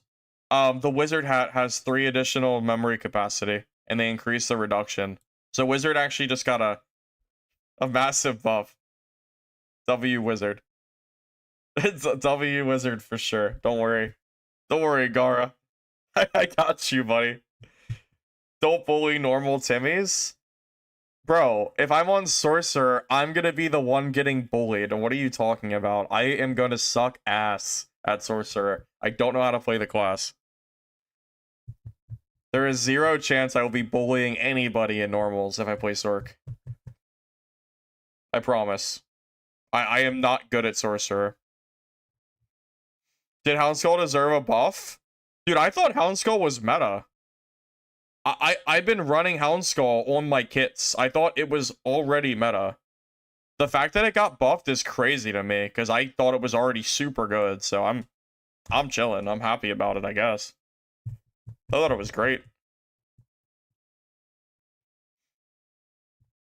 Question, if you have 150 HP and Warcry at 200 and you take 170 damage and Warcry goes off, how does it work? So I think Warcry increases your effective maximum HP. So when it ends, wherever your HP bar is, it will readjust to what your current maximum HP is. So if you lose 90% HP, you would be at 15 HP. But if you had 200 HP, it would be at 20 HP. So you would go from 20 HP to 15 if Warcry ended, basically. Top F Helm is meta. Yeah, but Top F Helm is Will. And I don't think Will is very good. Like, if I'm a fighter, I don't want Will, I want Vigor. So I considered Houndskull a little bit better. But now with this update, I think Houndskull is definitely better. Because now Houndskull is equal to Top F Helm, and it has almost no MR resistance or penalty. Oh yeah, the golden Houndskull might actually be good too, right? I don't know if that's gonna make a big difference or not, but it might be better. Maybe.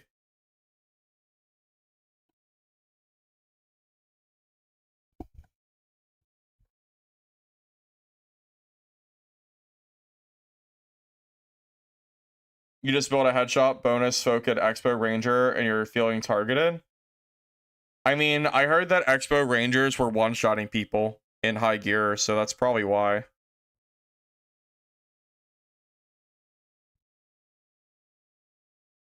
Oh yeah, I agree with you. Yeah, Armet is good too. I would use Armet as fighter. It's only 1% difference. That's not that big of a deal. And Armet gives you strength. Strength is good right now, so I would totally run Armet too. I'm fine with either.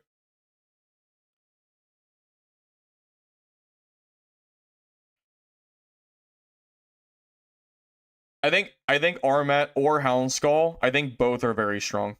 Either one is fine.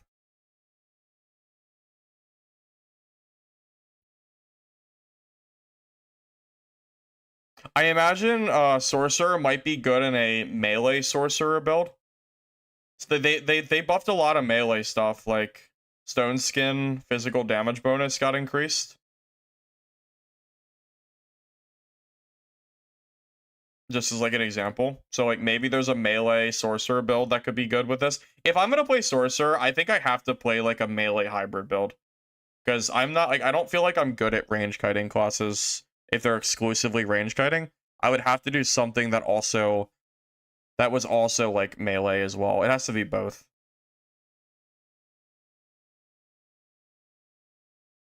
Is Dwarf Fighter the play? I have no idea, but 10% extra headshot resistance is really good, so it could be good. It's possible. You do still lose 10% or 10 movement speed, though, so there is that.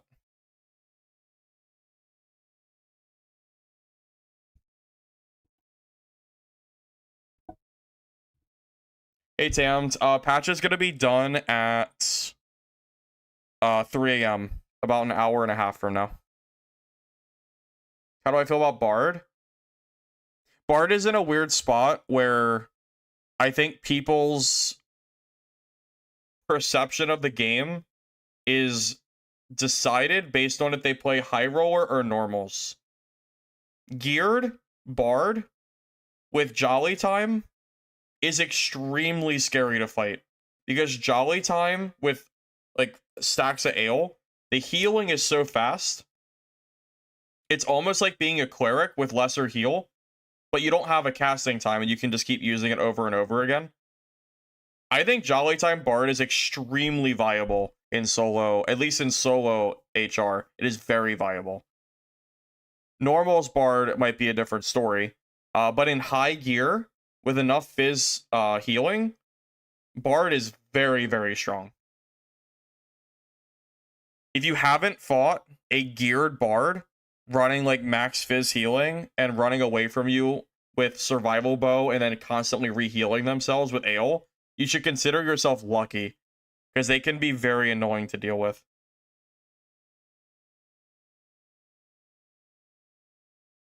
It's expensive. Yeah, but I'm of the opinion that if a class requires a lot of gear to be good, it doesn't make the class bad. It just makes the class require gear. Like, I would not call Bard bad because the class requires a shit ton of gold into like good stats to make it good. Like, I can't call a class bad, because very clearly geared Bard with Jolly Time is very good in high roller. Very clearly it is good. At that point, it's more of a question of, do you actually play HR to the point as a Bard to get to that level of playing that specific build that I think is really strong? And that's really where I think the opinion differs, because I think a lot of people will play like normals and they go, oh, obviously Bard isn't good, because in normals you're not really building those ale builds like you do in HR. So I think that's really like the big difference. Glaciate should be insane now. Yeah, I am interested to see how that's going to be. Oh, I actually forgot. Is Glaciate the spell that gives your weapon the Viola effect? Oh my god, that might be so good. Oh my god, wait a minute. Oh, wait. Wait. What if you used Falchion? Wait. Falchion? Crystal Ball? Glaciate. Glaciate is now scaling with Crystal Ball. Oh my god, that might be disgusting. That might be like Bonk Wizard. With, oh my god. Wait, it's like free Viola. Wait. That sounds disgusting. Oh my god. Oh boy. That's something. Holy shit, that might actually break the game. Okay, well. Alright, Melee Sorcerer. I can actually play that. Alright, well. You might actually see me play Sorcerer if I can play that build. Yeah, I might actually use it. Yeah, that might be playable. Maybe. That sounds insanely strong. That actually sounds so good. That sounds incredible. I didn't realize how... it didn't trigger what Glaciate was doing until just now. I just realized how good that might be. Oh my god. Stone Skin, 10% damage. Glaciate, magic damage. Teleport in, do teleport damage, and then that might be so strong, man. Yeah, I'm thinking Falchion Crystal Ball Swing for sure. And you don't have to take Spell Merge anymore, so you get an extra perk for free.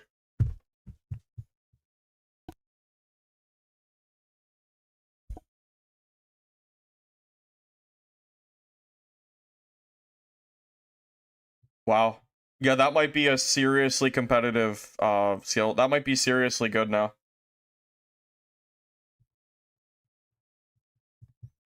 Oh yeah, and Sorcerer has that like spear that you can use, like the orbital spear, the mana sphere. I don't know what it's called, the like electrical thing, where they can slow you in melee too. Dude, Sorcerer might be a menace in melee. Might be an absolute menace.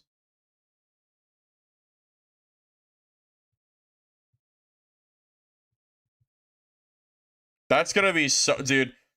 Yeah, with Barb getting nerfed, because Barb would probably still kill.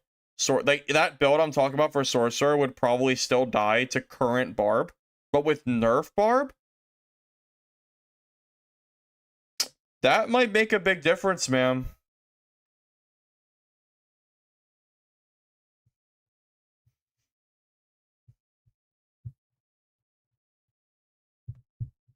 Yeah, so like with the addition of a free perk slot, you're just gonna be even stronger than you were last patch by default.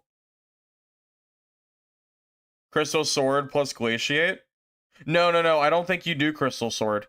Because Crystal Sword doesn't have base magic damage. I think you want to use Falchion Crystal Ball.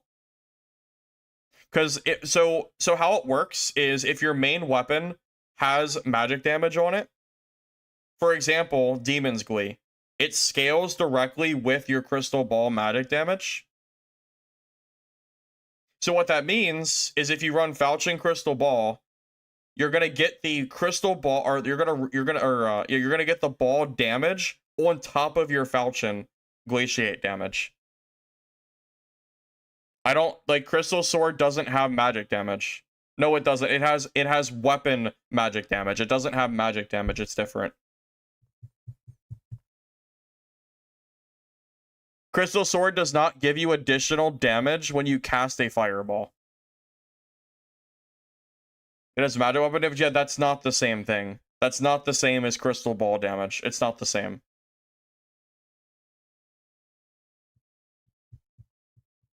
It's not scaling the same way that you're thinking it does. Because the magic weapon damage is always going to work no matter what. This isn't, that's not what we're going for. You're enabling the Crystal Ball damage for your Falchion. That is better than using a Crystal Sword. It's bad because it's slow? Well, not necessarily. Think of it this way. Sorcerer, self-buff. Give yourself Stone Skin, Glaciate, and the lightning orb thing that surrounds you. Teleport on top of somebody. So now you have extra damage, a lot of extra damage. You do the teleport damage, and you have the spear, so they can't run from you because they get slowed. And then you just W key with Falchion. I think that'll kill a lot of people.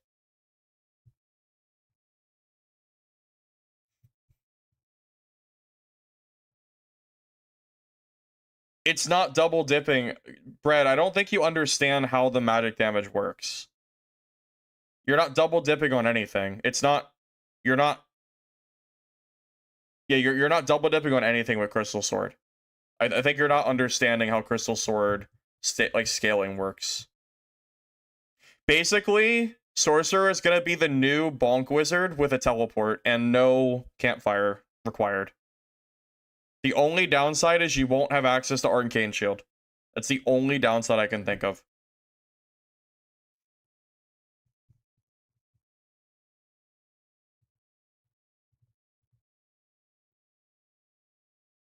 Five additional adds 5 to Crystal Sword. Okay, but like you're not understanding. If I add 5 damage So let's say Glaciate adds 5 damage to my Falchion. It's not only getting 5 damage. Now it's getting 5 damage, and then it's enabling the Crystal Ball. So if the Crystal Ball does 9 magic damage, with a Falchion, it would usually not do any magic damage. Because Crystal Ball magic does not work for a physical weapon that does not have magic damage. Glaciate enables Falchion to have magic damage. So if this works the way that I think it does, it's going to allow the Falchion to double dip into the Crystal Ball magic damage.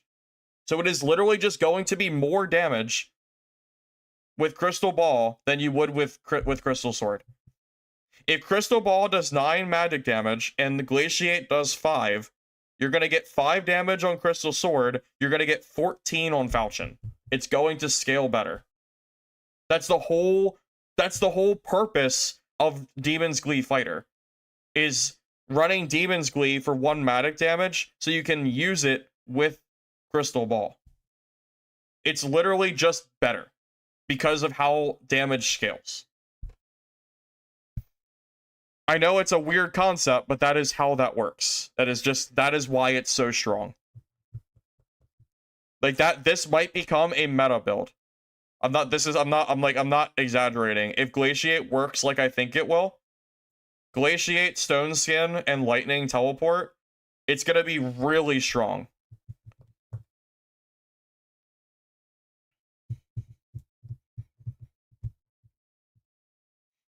You didn't know Ball added to it?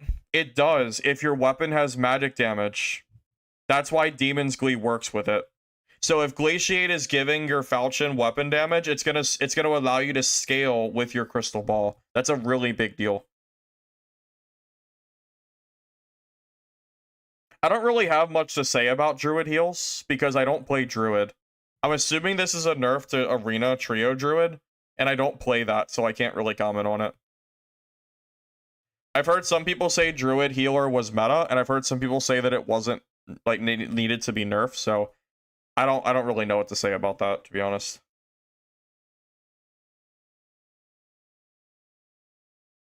It'll work the same as Ignite. You could look at it that way. Yeah, it's kind of like Ignite, yeah. Where if you put Ignite on a weapon, it allows you to scale that damage. Same difference.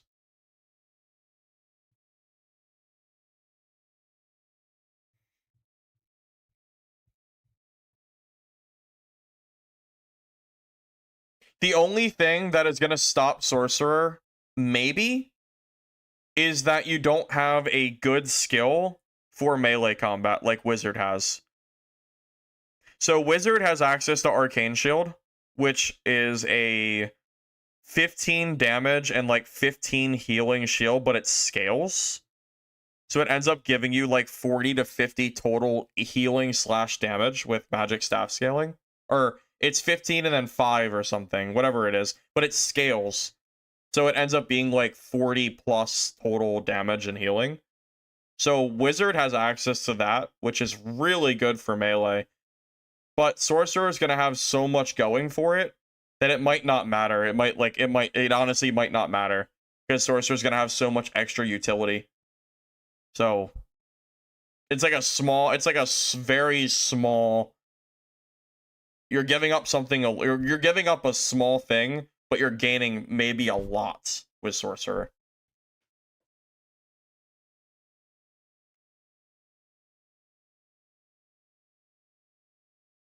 Oh, PDR fighters are going to get bullied by sorcerers. If they were already kind of bullied by sorcerers, they're going to get bullied even harder by sorcerers now for sure. Retire your fighter? Yeah, I'm not playing PDR fighter. Looking at these sorcerer changes, there's no way in hell I'm playing fighter. No way. No point. Please answer additional damage as the Glaciate. Well, this is all based on the understanding of how the game works. We have to actually be in-game to test this, but I would assume it does, yes. Retire Cleric too? Shit, you know what's sad is you might be right. My Cleric build that I've been running, it might be worthless. If Sorcerers are the meta in solos and everyone's running Sorc, my Cleric's gonna get dumpstered. Not even wrong. Because Cleric gets countered by Sorcerer super hard. These changes might make Sorcerer, like, even worse to fight. Yeah, that's definitely possible.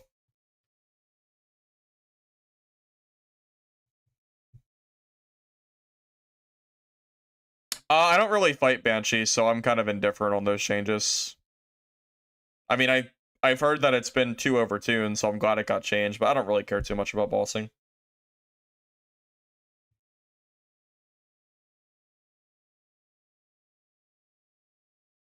I actually disagree that Iron Bull necessarily needs nerfed. Barbarian got so many nerfs here. And Rage also is a direct nerf against casters. So Barb is going to have like 20 plus less HP and 5 less strength against like a wizard or sorcerer or whatever. I actually think it might be fine. Barbarian got some really heavy nerfs in here. They also don't do as much damage with Berserker, and they have a duration for Achilles now. There's a lot of things here that is going to make Barb significantly weaker against casters. I don't know if you actually... You're going to have to wait and see. No one can say for sure how strong it's going to be until you actually play the game. It's all hearsay at this point. Can you send a clip? You have to DM it to me. I don't know what it is, though. Oh my god, they buff Morty. Well, I'm screwed because Morty already was killing me, I'm pretty sure. I never fight Morty in solos, actually. It's only duos I see him. I don't think he plays a lot of solos. I don't know. So I said I don't feel like I see him a lot.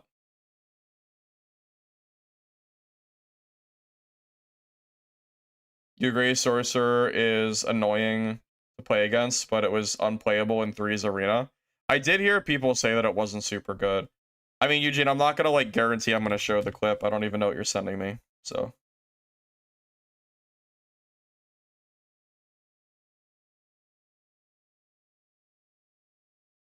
Depends on what you sent me.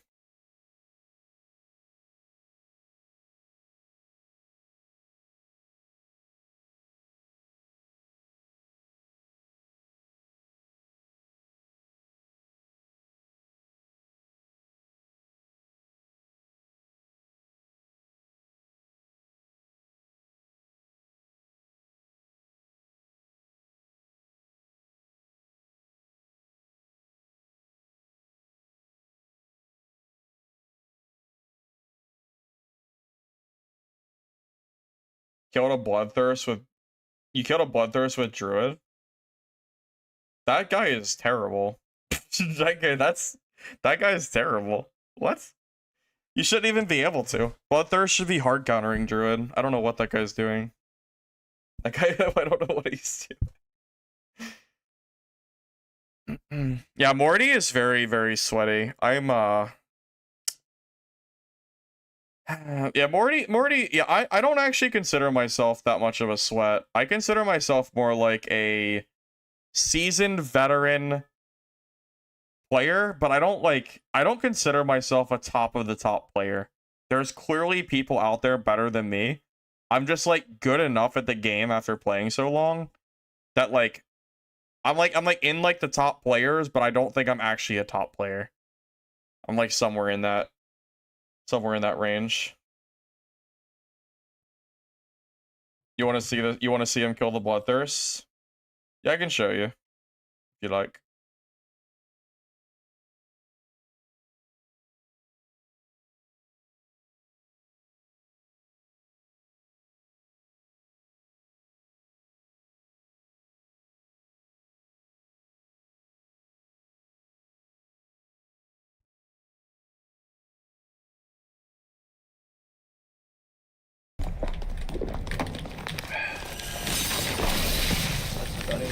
I remember how I used to be so tall growing up that they would put me.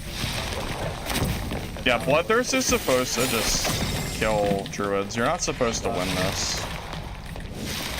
Dude, honestly, I kinda hate those days though. I wish fucking go. Easy Bloodthirst. I don't even know how like that Barb. I don't even know how that Barb like died so fast. I'm telling you, man, if you like space correctly with Bloodthirst, like you should be beating druids every time. That's very surprising. Very, very, very surprising.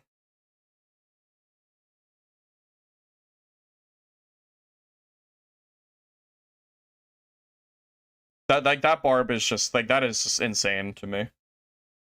Well, it was 2-tap, but he also hit the spell too. Yeah, that Barb was running no armor. He had no PDR. If Barb is like running a proper, I'll show you oh, I can't show it to you because the server's down. I have a proper Bloodthirst kit that is extremely strong. Way stronger than that guy's kit was. If Skinny Pete, well, the Skinny Pete is just hard to fight in general.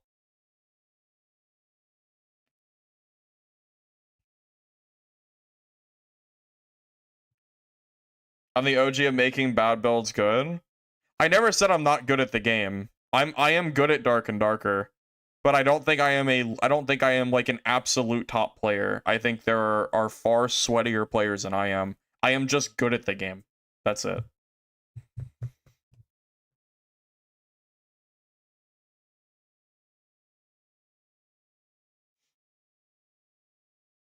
Morty's the handout goat. What does that mean? Does Morty take a lot of handouts? I'm not really like familiar with the lore.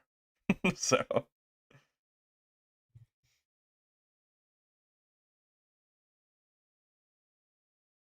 there's no way that Skinny Pete didn't know that Barbarian was as strong as it was. There's no way. Pete plays nothing but Barb. He had to know how good it was.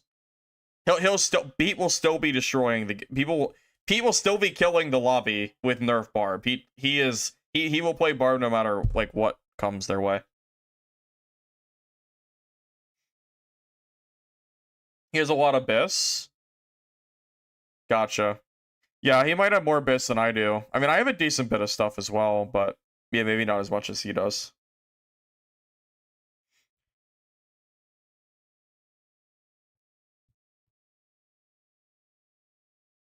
Why did Fire Colossus get buffed? Probably because of duos and trios, and Iron Mace doesn't like to balance based on solos, duos, and trios for bossing, even though they should. Easy choice. Easy freaking choice that they could do for bossing. Give it less health for solo, more health for duo, and then even more health for trio. And reduce the gold piles based on the player count. So let's say you get like let's say you get 6 pile pools for duo, give 9 for trio and 3 for solo. That way solo farming is not like exclusively better or like pile pools and stuff. But it's also like it's also just balanced for like the mode that you're playing on, you know? That's how they should do it, but I just don't know why, but they just don't. So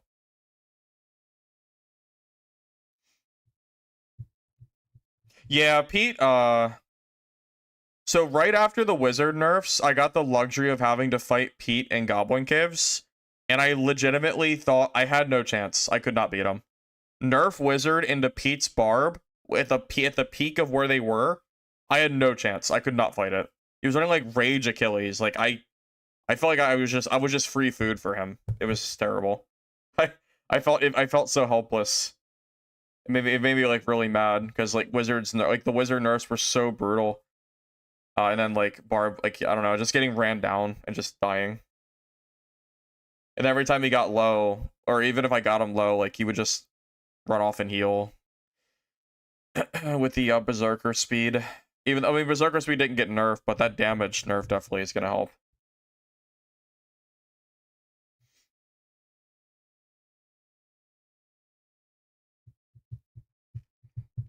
Oh yeah, the door video I made this morning.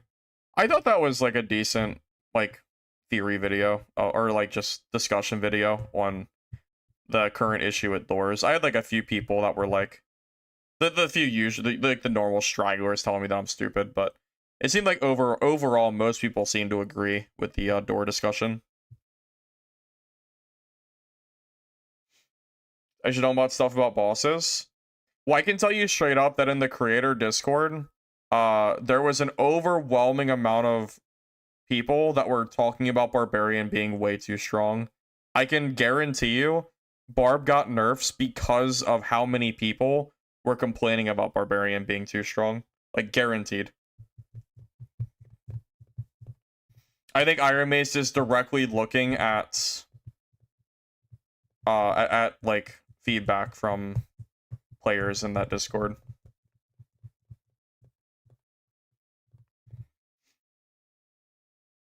They're the wrong things on Barb. Okay, well, you're wrong because Berserker was insanely busted. How is nerfing Berserker the wrong thing? How in what world is Berserker nerf bad? Why are we giving Barbs 30% extra damage by hitting them? That makes no sense. Why no real Ranger nerfs? That's a great question. I didn't say they took our feedback for gospel. Movement speed is unchanged. Well, that's fair. I would have liked to have seen the movement speed also nerfed too. So I don't disagree there. I can agree with that at least. But overall, I am happy with the nerfs they got. Even without the movement speed getting nerfed, I'm still very happy with everything else that got touched.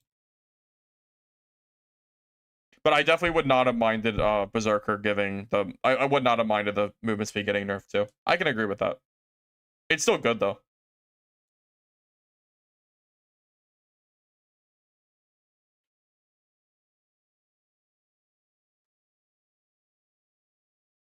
Well, Achilles has counterplay now. Reckless and Achilles now have counterplay for duration, so it's no longer a conversation piece of no counterplay. Because before, as like a cleric, for example, if a Barb used Reckless, I have no real range, so I basically had to fight the Barb through Reckless. Now I can kite away from the Barb and wait for the cooldown to trigger. It's a big deal. It's gonna make it a lot easier to fight and like counterplay against these skills.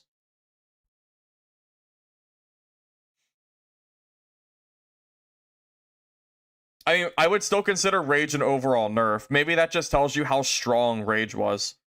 Because against classes like casters, that is a massive nerf for Rage. Barb is losing like 20 HP. And damage.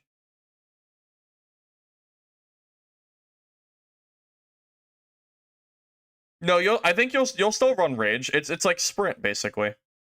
If fighters are using Sprint, Barbs are gonna use Rage. 100%. They will. Because Sprint gives 10% movement speed, like 6% movement speed, 3% movement speed. It's like 30, 20, 10. Rage gives you 7%, right? Which is 21 speed. And it lasts for like the full 6 seconds. Rage is basically Sprint in a slightly different form. It'll still get used. Do I think the melee Sork build will be more worth the stock damage or action? Probably both. I would assume both.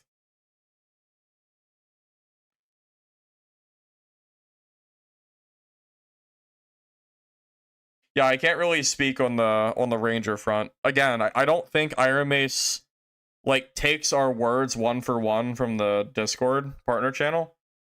But they definitely do like look for like feedback.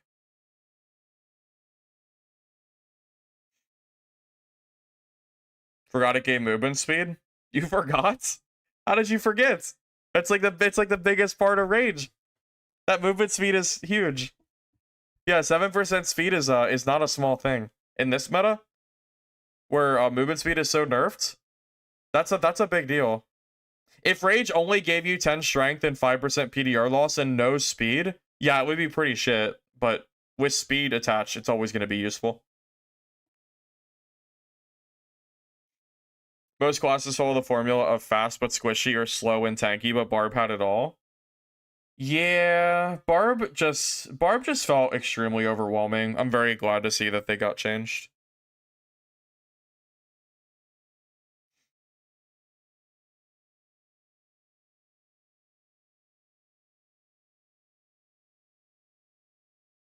You been on Warlock and Fighter too much? Yeah, it sounds like you might have been on Warlock and Fighter a little too much, buddy. It sounds like, yeah, I think you're right. I think you might have been on a little bit too much. That's okay, though. It's not a big deal. I have done, I do stuff like that all the time where I, like, just forget basic stuff in this game. For example, I just learned the other day that you can't Savage Roar a Phantomized Warlock. That's been a thing since, like, the start of the game, like, when Warlock was introduced. Completely forgot that even happened. Had no idea.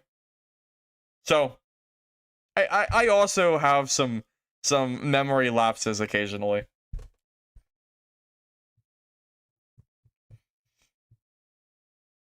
Flange Mace increased. Yeah, but if you think I'm gonna use Flange Mace over Morningstar with 1 damage, you're crazy. I'll still use Morningstar. You didn't know that either? Welcome to the club. At least I could teach you something. Can he get silenced in Phantom like from Bard? I have no idea. I would assume not. You remaining Warlock because Banshee, because of the undead damage reduction. Oh, I could see that being helpful, yeah. That makes sense. Yeah, Flange Mace is not a damage issue. The issue with the weapon is more of a swing pattern issue. The swing pattern just isn't good. It's so easy to parry to. Like, I dare you to try to do Flange Mace versus any competent player with Longsword, or if you want to go further and go to, like, what everyone really uses, try to hit Flange Mace against a Bardiche block. The Bardiche is a giant pole in front of you. In the morning, the Flange Mace goes straight down, and there's, like, no real wiggle room. The attack pattern of that's the problem. It's the attack pattern.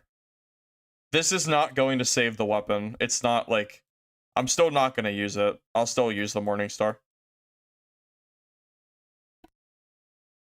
Yeah, you know what's funny? The Flange Mace was already bad before the blocking. It just got worse. You're not even wrong. You're absolutely right. Surely only for clerics. You've seen Slayer fighters use it, but why not? Well, that's the thing. Just like Morningstar is just a better version of the Flange Mace. If I'm gonna run cleric, I'm gonna run Morningstar. I'm never gonna run Flange Mace. I don't care if it's cheaper. I will spend the extra money on a good weapon if I'm gonna build a kit.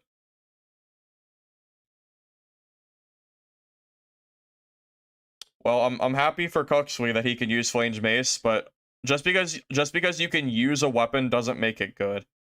I can use garbage and still kill people. I've gotten Flange Mace kills before. I used to run the weapon even when it was bad. That doesn't make it good. Like, you can get kills with it, that's fine, but, like, it's still just worse than a Morningstar.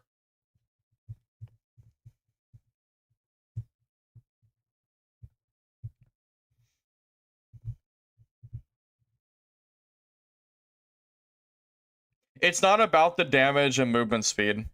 It's about the swing pattern and the reach. Morningstar's reach is just so much better as well. It has a better attack pattern and it just reaches way longer. So I don't see a reason to use Morningstar, to use Flange Mace over Star. I used to actively play cleric with a torch and kill people when torch used to work with smite on throw. I miss that. We should bring it back. I think torch throw should work with smite again. Who's with me? That was great. I miss those days. Sorcerer got a bunch of Sorcerer got a bunch of buffs. You're welcome to read them if you want. I've already went over them a million times. But I'll leave it on screen here if you want. It's a bunch of buffs.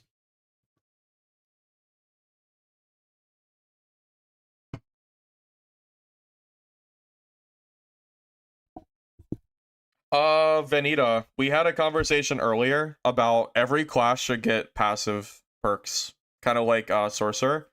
Rogue should get traps and locks, for example, because it kind of fits Rogue theme to be able to open up chests for free. Just makes sense. Yes, that is true. Dwarf did get the headshot damage reduction buff. It is Dwarf might be a legitimately good skin now. But the movement speed penalty for solos might still be too much. 10 speed is a shit ton. You cried laughing at Smite Torch build. I miss those days. Yeah, I'll never forget those gameplay days. Those were so fun. No, I'm just to be clear, I'm not playing Dark and Darker today. It's late. It's 2 o'clock in the morning. I'm here to talk about the patch, but I'm not playing today. I'm not. It's too late. Sorry. It's just too late for me. Oh, actually, there's one thing I want to talk about that's not like Dark and Darker related, but it's still kind of related to the extraction genre. Did anybody here know that Midnight Walkers had a new season and it is dead? Like, Midnight Walkers, I think, is actually a dead game. New season just dropped like yesterday or today or whatever. They peaked at 600 players and they're already down to 300 players. And they had a low of 130. Like, unironically, Midnight Walkers, I think, is a dead game now. I don't think there's any coming back for this game. They peaked at 2.6k. They re-peaked at 600 for a new season, and they're already back down, like, it's 1 a.m. What does that have anything to do with it? It was not 1 a.m. when the season released. It released, like, 12 hours ago or something. What does that have anything to do with being 1 a.m.? Yeah, it released 14... I don't know what time that is, my time, but... It released, like, 14 hours ago, and it never went over 600 players. Like, that's just cope. That's hard cope. The timing has nothing to do with the fact that they have 600 players. I would love for you to show me Dark and Darker new season releasing at any time of the day, having only 600 people playing it. Like, that is like really bad. Which kind of sucks, because I wanted this game to be good. It also has no Twitch viewers either. Pretty sure on Twitch it has like 10 viewers. Oh, 300 because of the time? Oh, okay, I might have misunderstood what you said. I thought you were saying that the peak was only 600 because it was 1 a.m. I think I misunderstood what you said. Okay. I was gonna say, because the game released like 12 hours ago. So I was gonna say the okay, that makes more sense. I gotcha. Yeah, so this is the so this is the state of Midnight Walkers, this is the state of Midnight Walkers, Twitch as well, by the way. Look at this. It has one, it's literally dead. There's no viewers. Like, this is... Ban him? What? No, what? No, it wasn't, it was just a misunderstanding. I just misunderstood what he said. I thought, it's late, man. It's like 2 in the morning, alright? Give me a break. I thought he was saying that the game, like, that the update just released. It doesn't matter. Who even cares? Anyway. Yeah, so Walkers has literally 1 viewer. Literally, that's it. There's 1 guy holding the line on this game. So, yeah. The Cube? That game was shit. The Cube is bad. I will never play the Cube. Also, I said that the Cube was so bad that it was gonna die after a week. Just want to say, it's already working its way there. Cube has already lost 75% of its players. 5k down to 1.5k already in, like, 2 days. This game is terrible. Raid him after the Walkers player? I'm not raiding Midnight Walkers. I'm not doing that, sorry.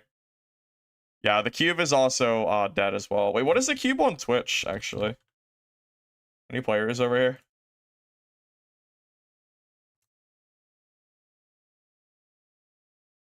Ah. Okay, so Twitch is also dead for the Cube. The Cube has 4 streamers. AI Slop is the #1 streamer with 8 viewers. Yeah. So, dead game. Like, completely dead game already. I'm in their ad. Huh? I'm in whose ad? I mean, wait, whose ad? What ad am I in? I'm not in any ad. For the cube? I'm not no ad for this game. What are you talking about?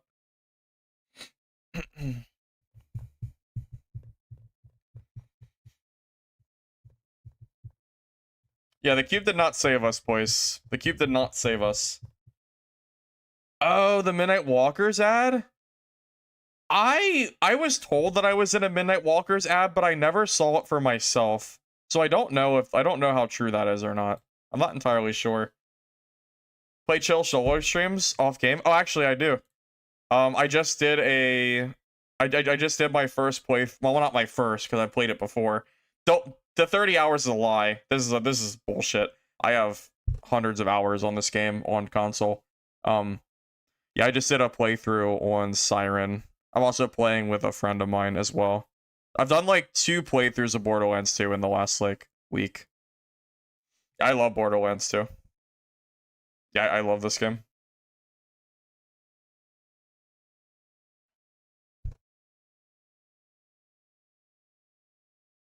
BioShock? Fun fact, I've never played BioShock. I got this for free watching a culling streamer 8 years ago, and I won like a random code game while watching their stream. I've never played BioShock. Ever. Oh, Fallout New Vegas is actually one of my favorite games of all time. I love New Vegas. That's also a dirty lie. 18 hours is bullshit. I probably have... I bet you I have 1,000 hours in this game on console. I guarantee you I have 1,000 hours on Fallout New Vegas. For sure. I can't imagine not having that many hours. I've probably beaten the game 10 times plus. Easy. DLCs and all. Yeah. I miss the culling, man. I miss the culling a lot.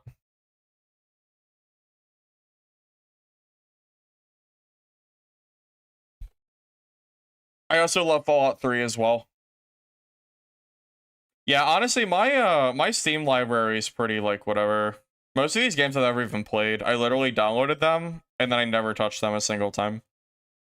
I don't really play... I don't, like... most of my time on PC is literally just playing Dark and Darker, and that's it. What is the calling? The best game of all time. Don't believe this last play, by the way. I wanted to see if I could get on a server offline. The Calling was a melee-focused battle royale game that closed down because the game devs were the worst developers of all time. You think SDF is bad? You should have seen what Xaviant did to their game. It was a melee BR. It was so good. I actually love this game. If they brought the Culling back, I would play it. I would 100%. I would play the shit out of this game. The developers for this game have nothing on SDF. These guys are... Alright, let me tell you what Culling did. Let me tell you what these fuckers did. They released the game for like $30. Then they released the Culling 2, which was a PUBG knockoff clone that died in one day, and they released refunds.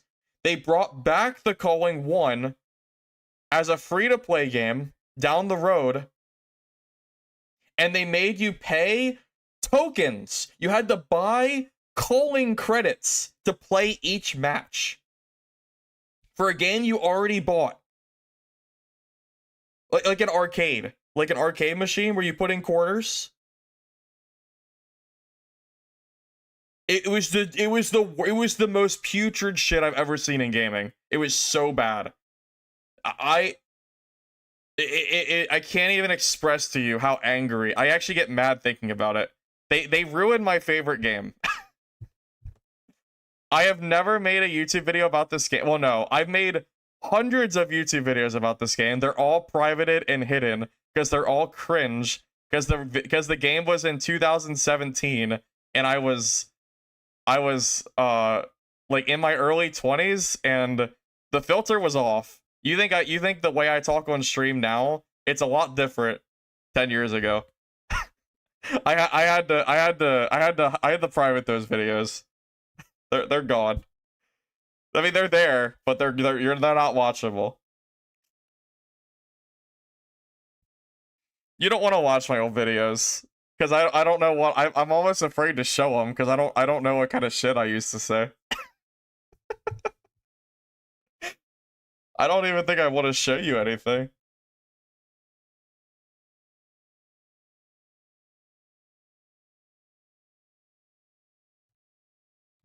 I think my Twitch might have like super old culling clips.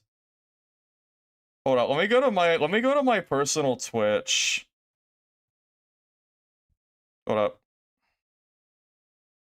Alright guys, all 120 of you are gonna come with me on a journey. Let's see. Clips from, we'll go to my top Twitch clips. Okay, so we have our Dark and Darker drum kill. Wait, this thing has 11,000 views? What is this? Which one is this?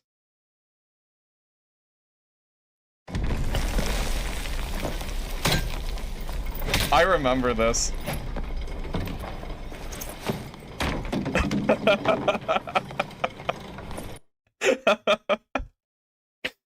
I remember that. I remember that very well. Oh, I remember. What a good gale that was. That was so goated. That was so good. I miss. Oh man, that was so good. Oh, let me see if I can find anything with the culling on it. I don't even want to watch this. I don't even want to click on this. I don't. I really don't want to click on this.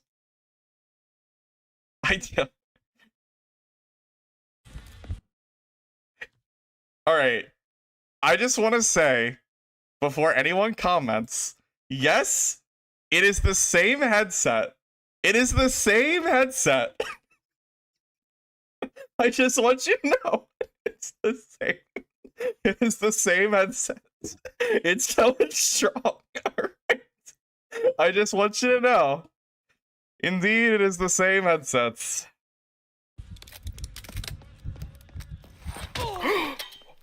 No. Oh, I tried. I also had a webcam. If I had the same t-shirt, that'd be crazy. Yeah, I used to have a camera, so do you guys remember the Kinect? The Xbox Kinect? I used that for streaming, and it would follow me while I was streaming. Yeah. Yeah. Those are the days. Those were the days. Gamer gunk? Hey, I clean them. I clean them. I clean them. Yeah. I mean, I don't know, man. I don't really know, like, what clips to really show. I don't know, like, because I don't, like, look through these clips a lot, so. I don't really know, but, apparently I'm a meme. I don't even, like, these are so cringy. I don't want to watch these. I don't want to watch this shit. How many of you guys remember Invisicubes? These are the Astro A40s.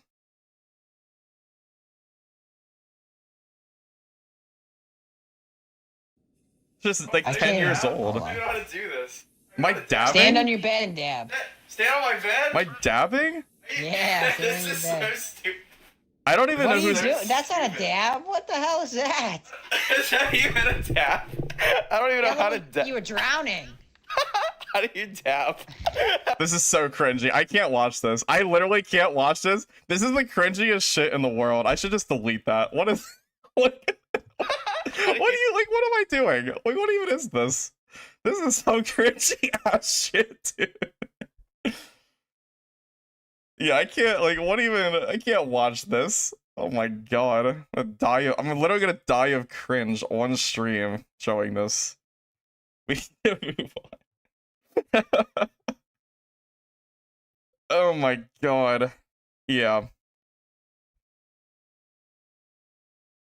Oh, yeah, the Invisicubes, dude, that's the oldest video on my channel.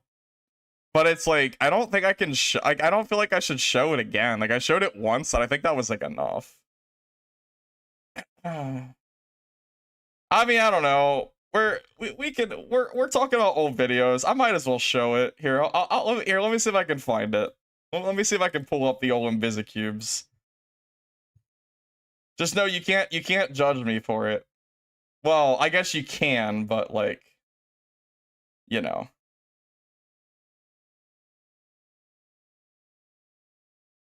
This is a real treat. This is a privated video. You can't. Well, actually, it's unlisted. It's actually you can watch this if you have the link for it.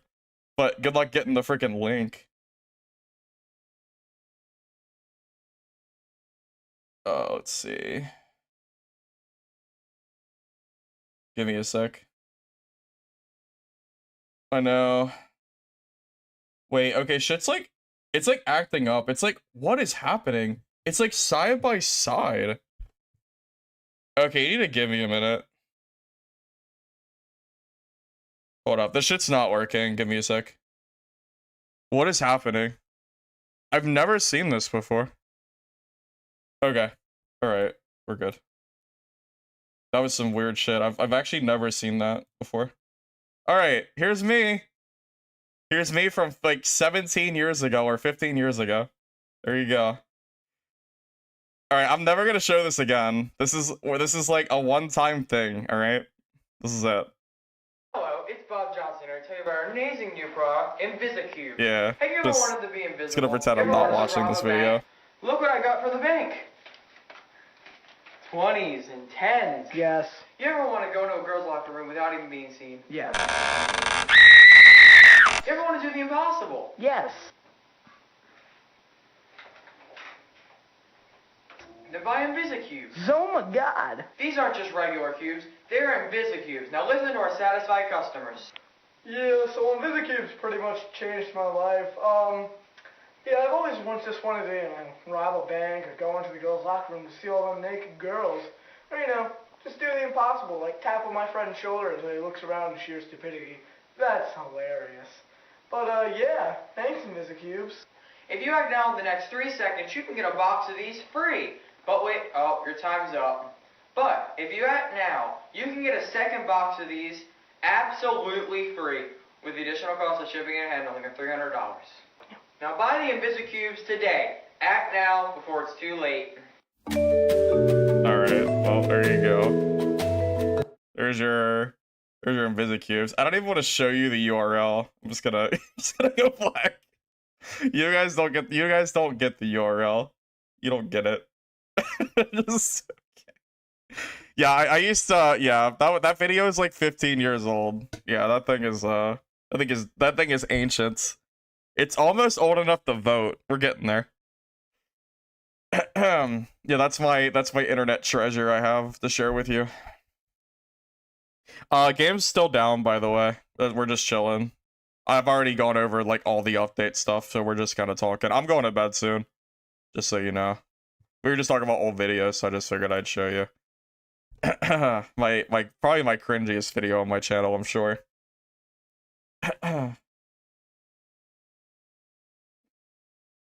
20s, 26. No, I don't play Pokemon MMO anymore.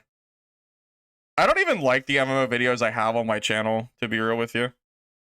I feel like they're all cringy. How big is the sorcerer buff? It's pretty big, honestly. I think it's gonna make a really big difference in like when the update comes live. Oh my god. Okay, look. Look. I just wanted to talk, look. Any other hidden gem of extractions? Well, what extraction games do we have coming out right now? Well, in the next, like, let's say 6 months, what do we have? We have Hunger. We have Mistfall Hunter. And we have Naquan Last Paradise. Those are the only 3 games that I'm aware of that are coming out. I don't think there's any other hidden gems that I'm... there is a Sword Eye playtest, but that game is like super hard. It's like a melee extraction, but it's like Mortal combat. I played it on my channel like 8 months ago, but I don't think that like the game's playtest numbers are usually super low. So, you know, there's that. There's Vault Breakers, but I don't feel like Vault Breakers is like really that great. I don't know. And I also don't even know if they're releasing anytime soon. Ad Mortem, I don't know anything about that game. Really. I've only heard people talk about it. I know. Everything was cringe in the 2000s. That's true. Yeah, that was like an early 2000s video, which is crazy for me to think about. Yeah, like early 2K. Those were the days. Those were the days. You know about Sword Eye, there's no way the game will succeed because of the way it works. It's too hard. That's what I'm worried about the most about that game. I think that it won't succeed because it's just too difficult for the average player. Chroma Tower? I can't play Chroma Tower on stream. The entire stream just becomes people complaining that it hurts their eyes, so I can't play it. So, yeah. Probably can't do that.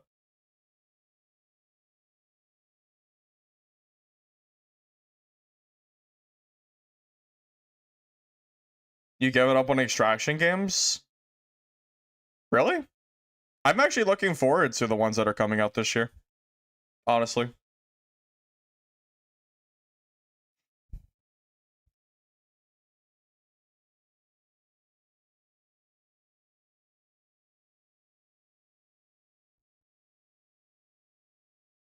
You're cooked, you're gonna try to sleep?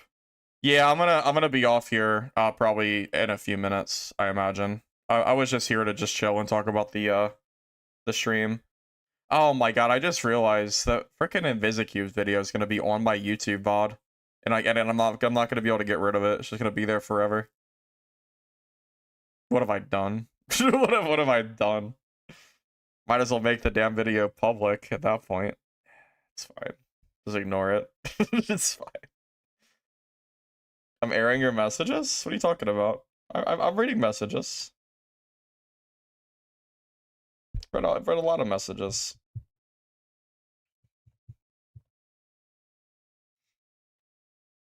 I know, internet is forever. I know. There ain't no getting rid of that one, man.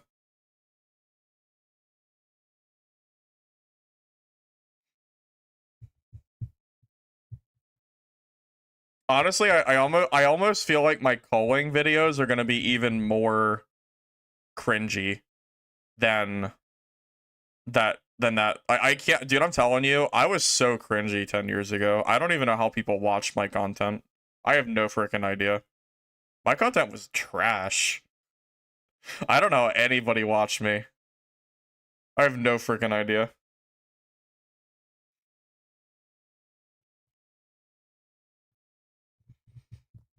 Nobody wants to watch the culling content from 10 years ago. Who the hell wants to watch this? No one wants to watch this. Especially when it has me in it. My god, man.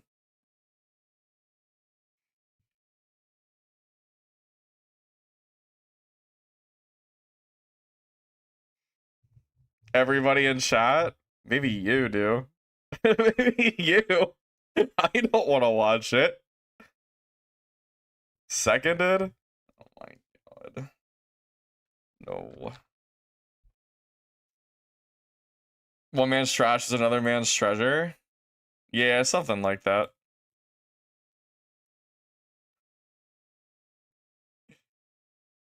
Yeah, honestly, Sling is probably good. Well, maybe I should hold off on that. Is 5 damage enough to make Sling good?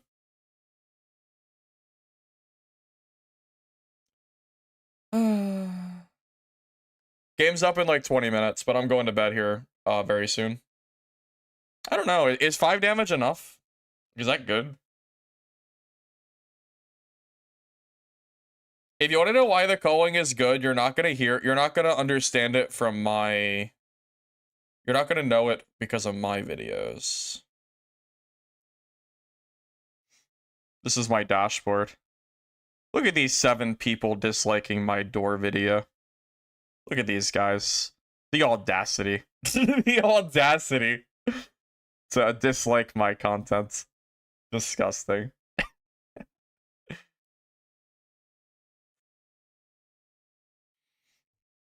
My most watched videos of all time. Dark and Darker, Cleric, not surprising.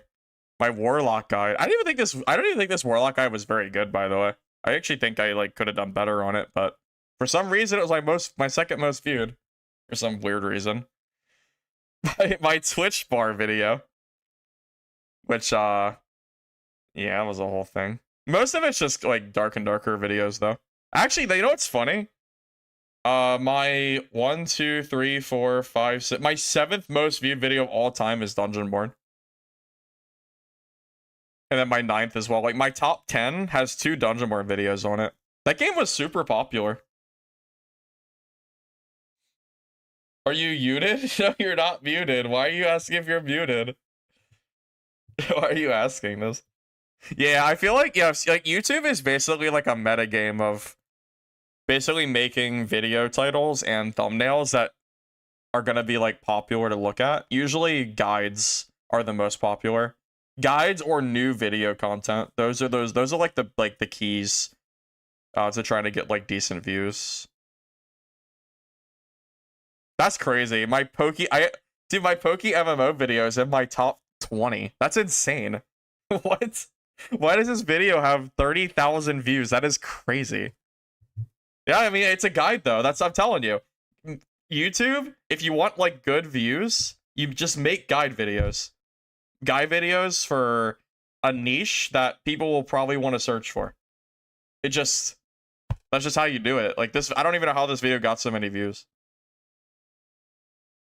Needed the berries? Well, there was no berry farm. There were no berry videos on YouTube. I used to play, this was Poke MMO. I used to play this game hard, and there was no guides for it. So I made my own guides. Sling scale off strength or add damage? All of the above. It scales on everything, I'm pretty sure. At least it should.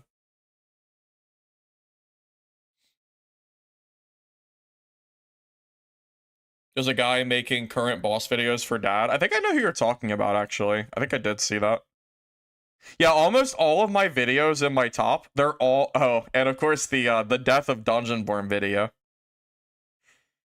Rip Dungeonborn, man.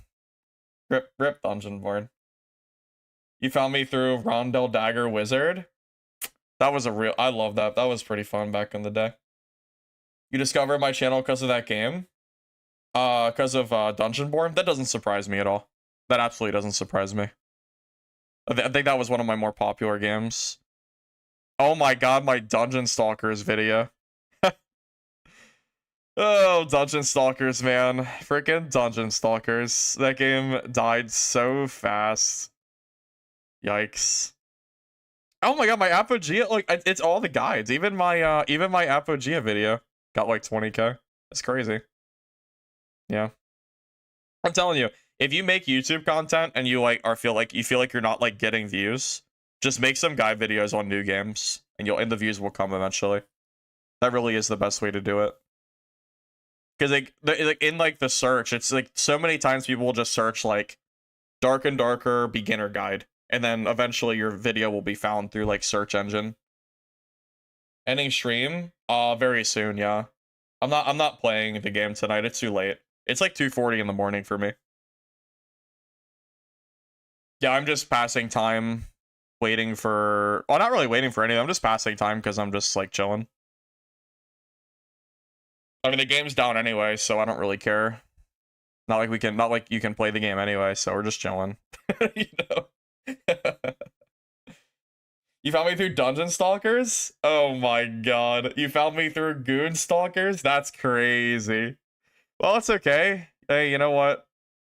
Better late than never.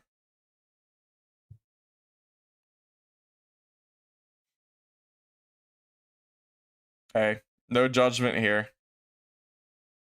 Oh my god. Do you guys remember 6 crossbow hot swap fighter? You guys remember this shit? This shit was actually peak. Oh my god, this was so good. Why is it so bad? Why is the quality so shit, YouTube? Hold up. Oh, let me go forward a little bit. Yeah, you guys remember this?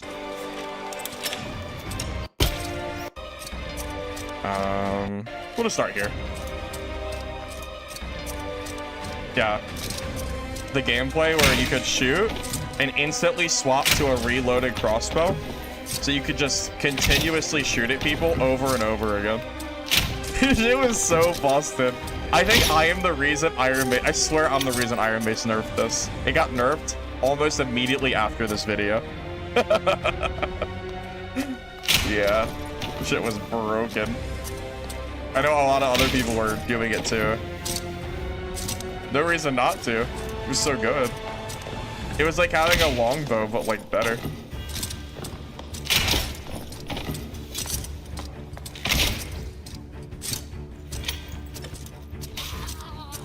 Yeah, this was peak dad for sure.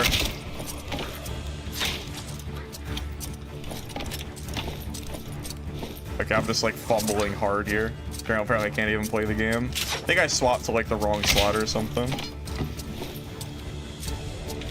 This is stupid. Oh, Dark and Darker. This game has been through some things. Yeah, you guys think shit's broken now. You guys have no idea how it used to be. Some of you don't, at least. And then, of course, you jump after every shot, so you keep the momentum too. Of course. Oh yeah, that's true. Actually, Repose also did it. Yeah, he did hand crossbow. I do remember that actually. You're right. You're right. He probably had a pretty big hand in getting this nerf too. For sure.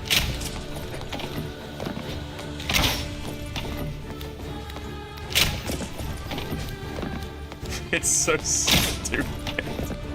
It's so dumb. Oh my god. Okay. Being able to instantly swap was so silly.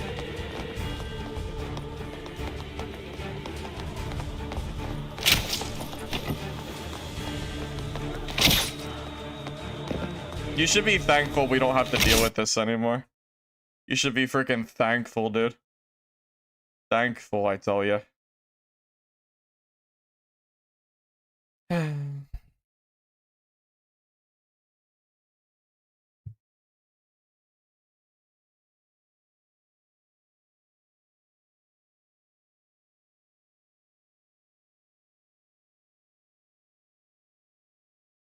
Oh yeah, well, no, I'm glad they fixed it. Oh, the throwing. Oh man. Oh my god. You see the damage? Guys. Look at that. Look at that damage. I know it's kind of pixely. 25 magic damage per torch.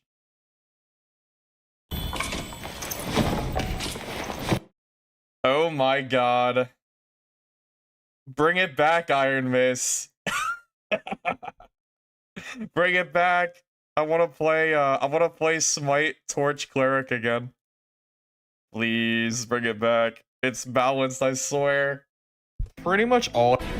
It's balanced, I promise. There's no issue. Okay, it is so pixely. Holy shit, YouTube. All right. Well, it's not even watchable. It's like it's like 3 pixels. This waiting room. Oh yeah. The pre-queue. Yeah, I do remember that. New extraction games that might replace Dark and Darker. Oh, this video did not age well. There's no way this aged well at all. There's absolutely no shot this ever aged good. There's no way. Hey guys, how's it going, Barb? Oh my god, okay. So this was actually a video that I regret making because I didn't make it correctly. So funny, this video, I made it. In my mind, I was actually planning to make a video. It was just gonna be a Dark and Darker voiceover video. And then I thought, what if I have a discussion about like upcoming extraction games? But what I didn't do is I didn't use gameplay footage of the games I was talking about. And I definitely regret, in hindsight, not doing that because I think it made the video worse. But yeah, so we talked about Legacy, Steel, and Sorcery. Dead. We talked about Shadows of Chroma Tower, not released yet. Dungeon Stalkers, dead. Midnight Walkers, dead. Vault Breakers, not released yet. Arc Raiders, well, at least I got that one on the money. Mistfall Hunter, not released yet. Well, those are the main ones anyway. So three of the games that I gave suggestions for, all dead. Actually, all dead. Yeah. Unlucky, huh? I'll have to maybe I'll have to make an updated video on this and make it correctly this time around with you know, actual footage like I meant to do all that time ago. Yeah, at least I got rid of the shitty green screen that I had that like made my headset not work properly. I could never get that to work. I'm glad I changed it. Yeah, all those games, yeah, definitely just like gone. All right, guys. I think that's enough yapping for the night. I'm kind of it's late. I'm gonna like wind down for a while. Hopefully you guys enjoy the new update for Dad. It's gonna be out in like 10 minutes or so. I'm in trios. This is when there was no solos. Dark and Darker took solos out of the game. Yeah, this was right around that point. Anyway, I'm gonna go to bed, guys. GG's. Not really. Well, whatever. Thanks for watching the patch note reading. I will see you guys soon. Alright, so take care. Later.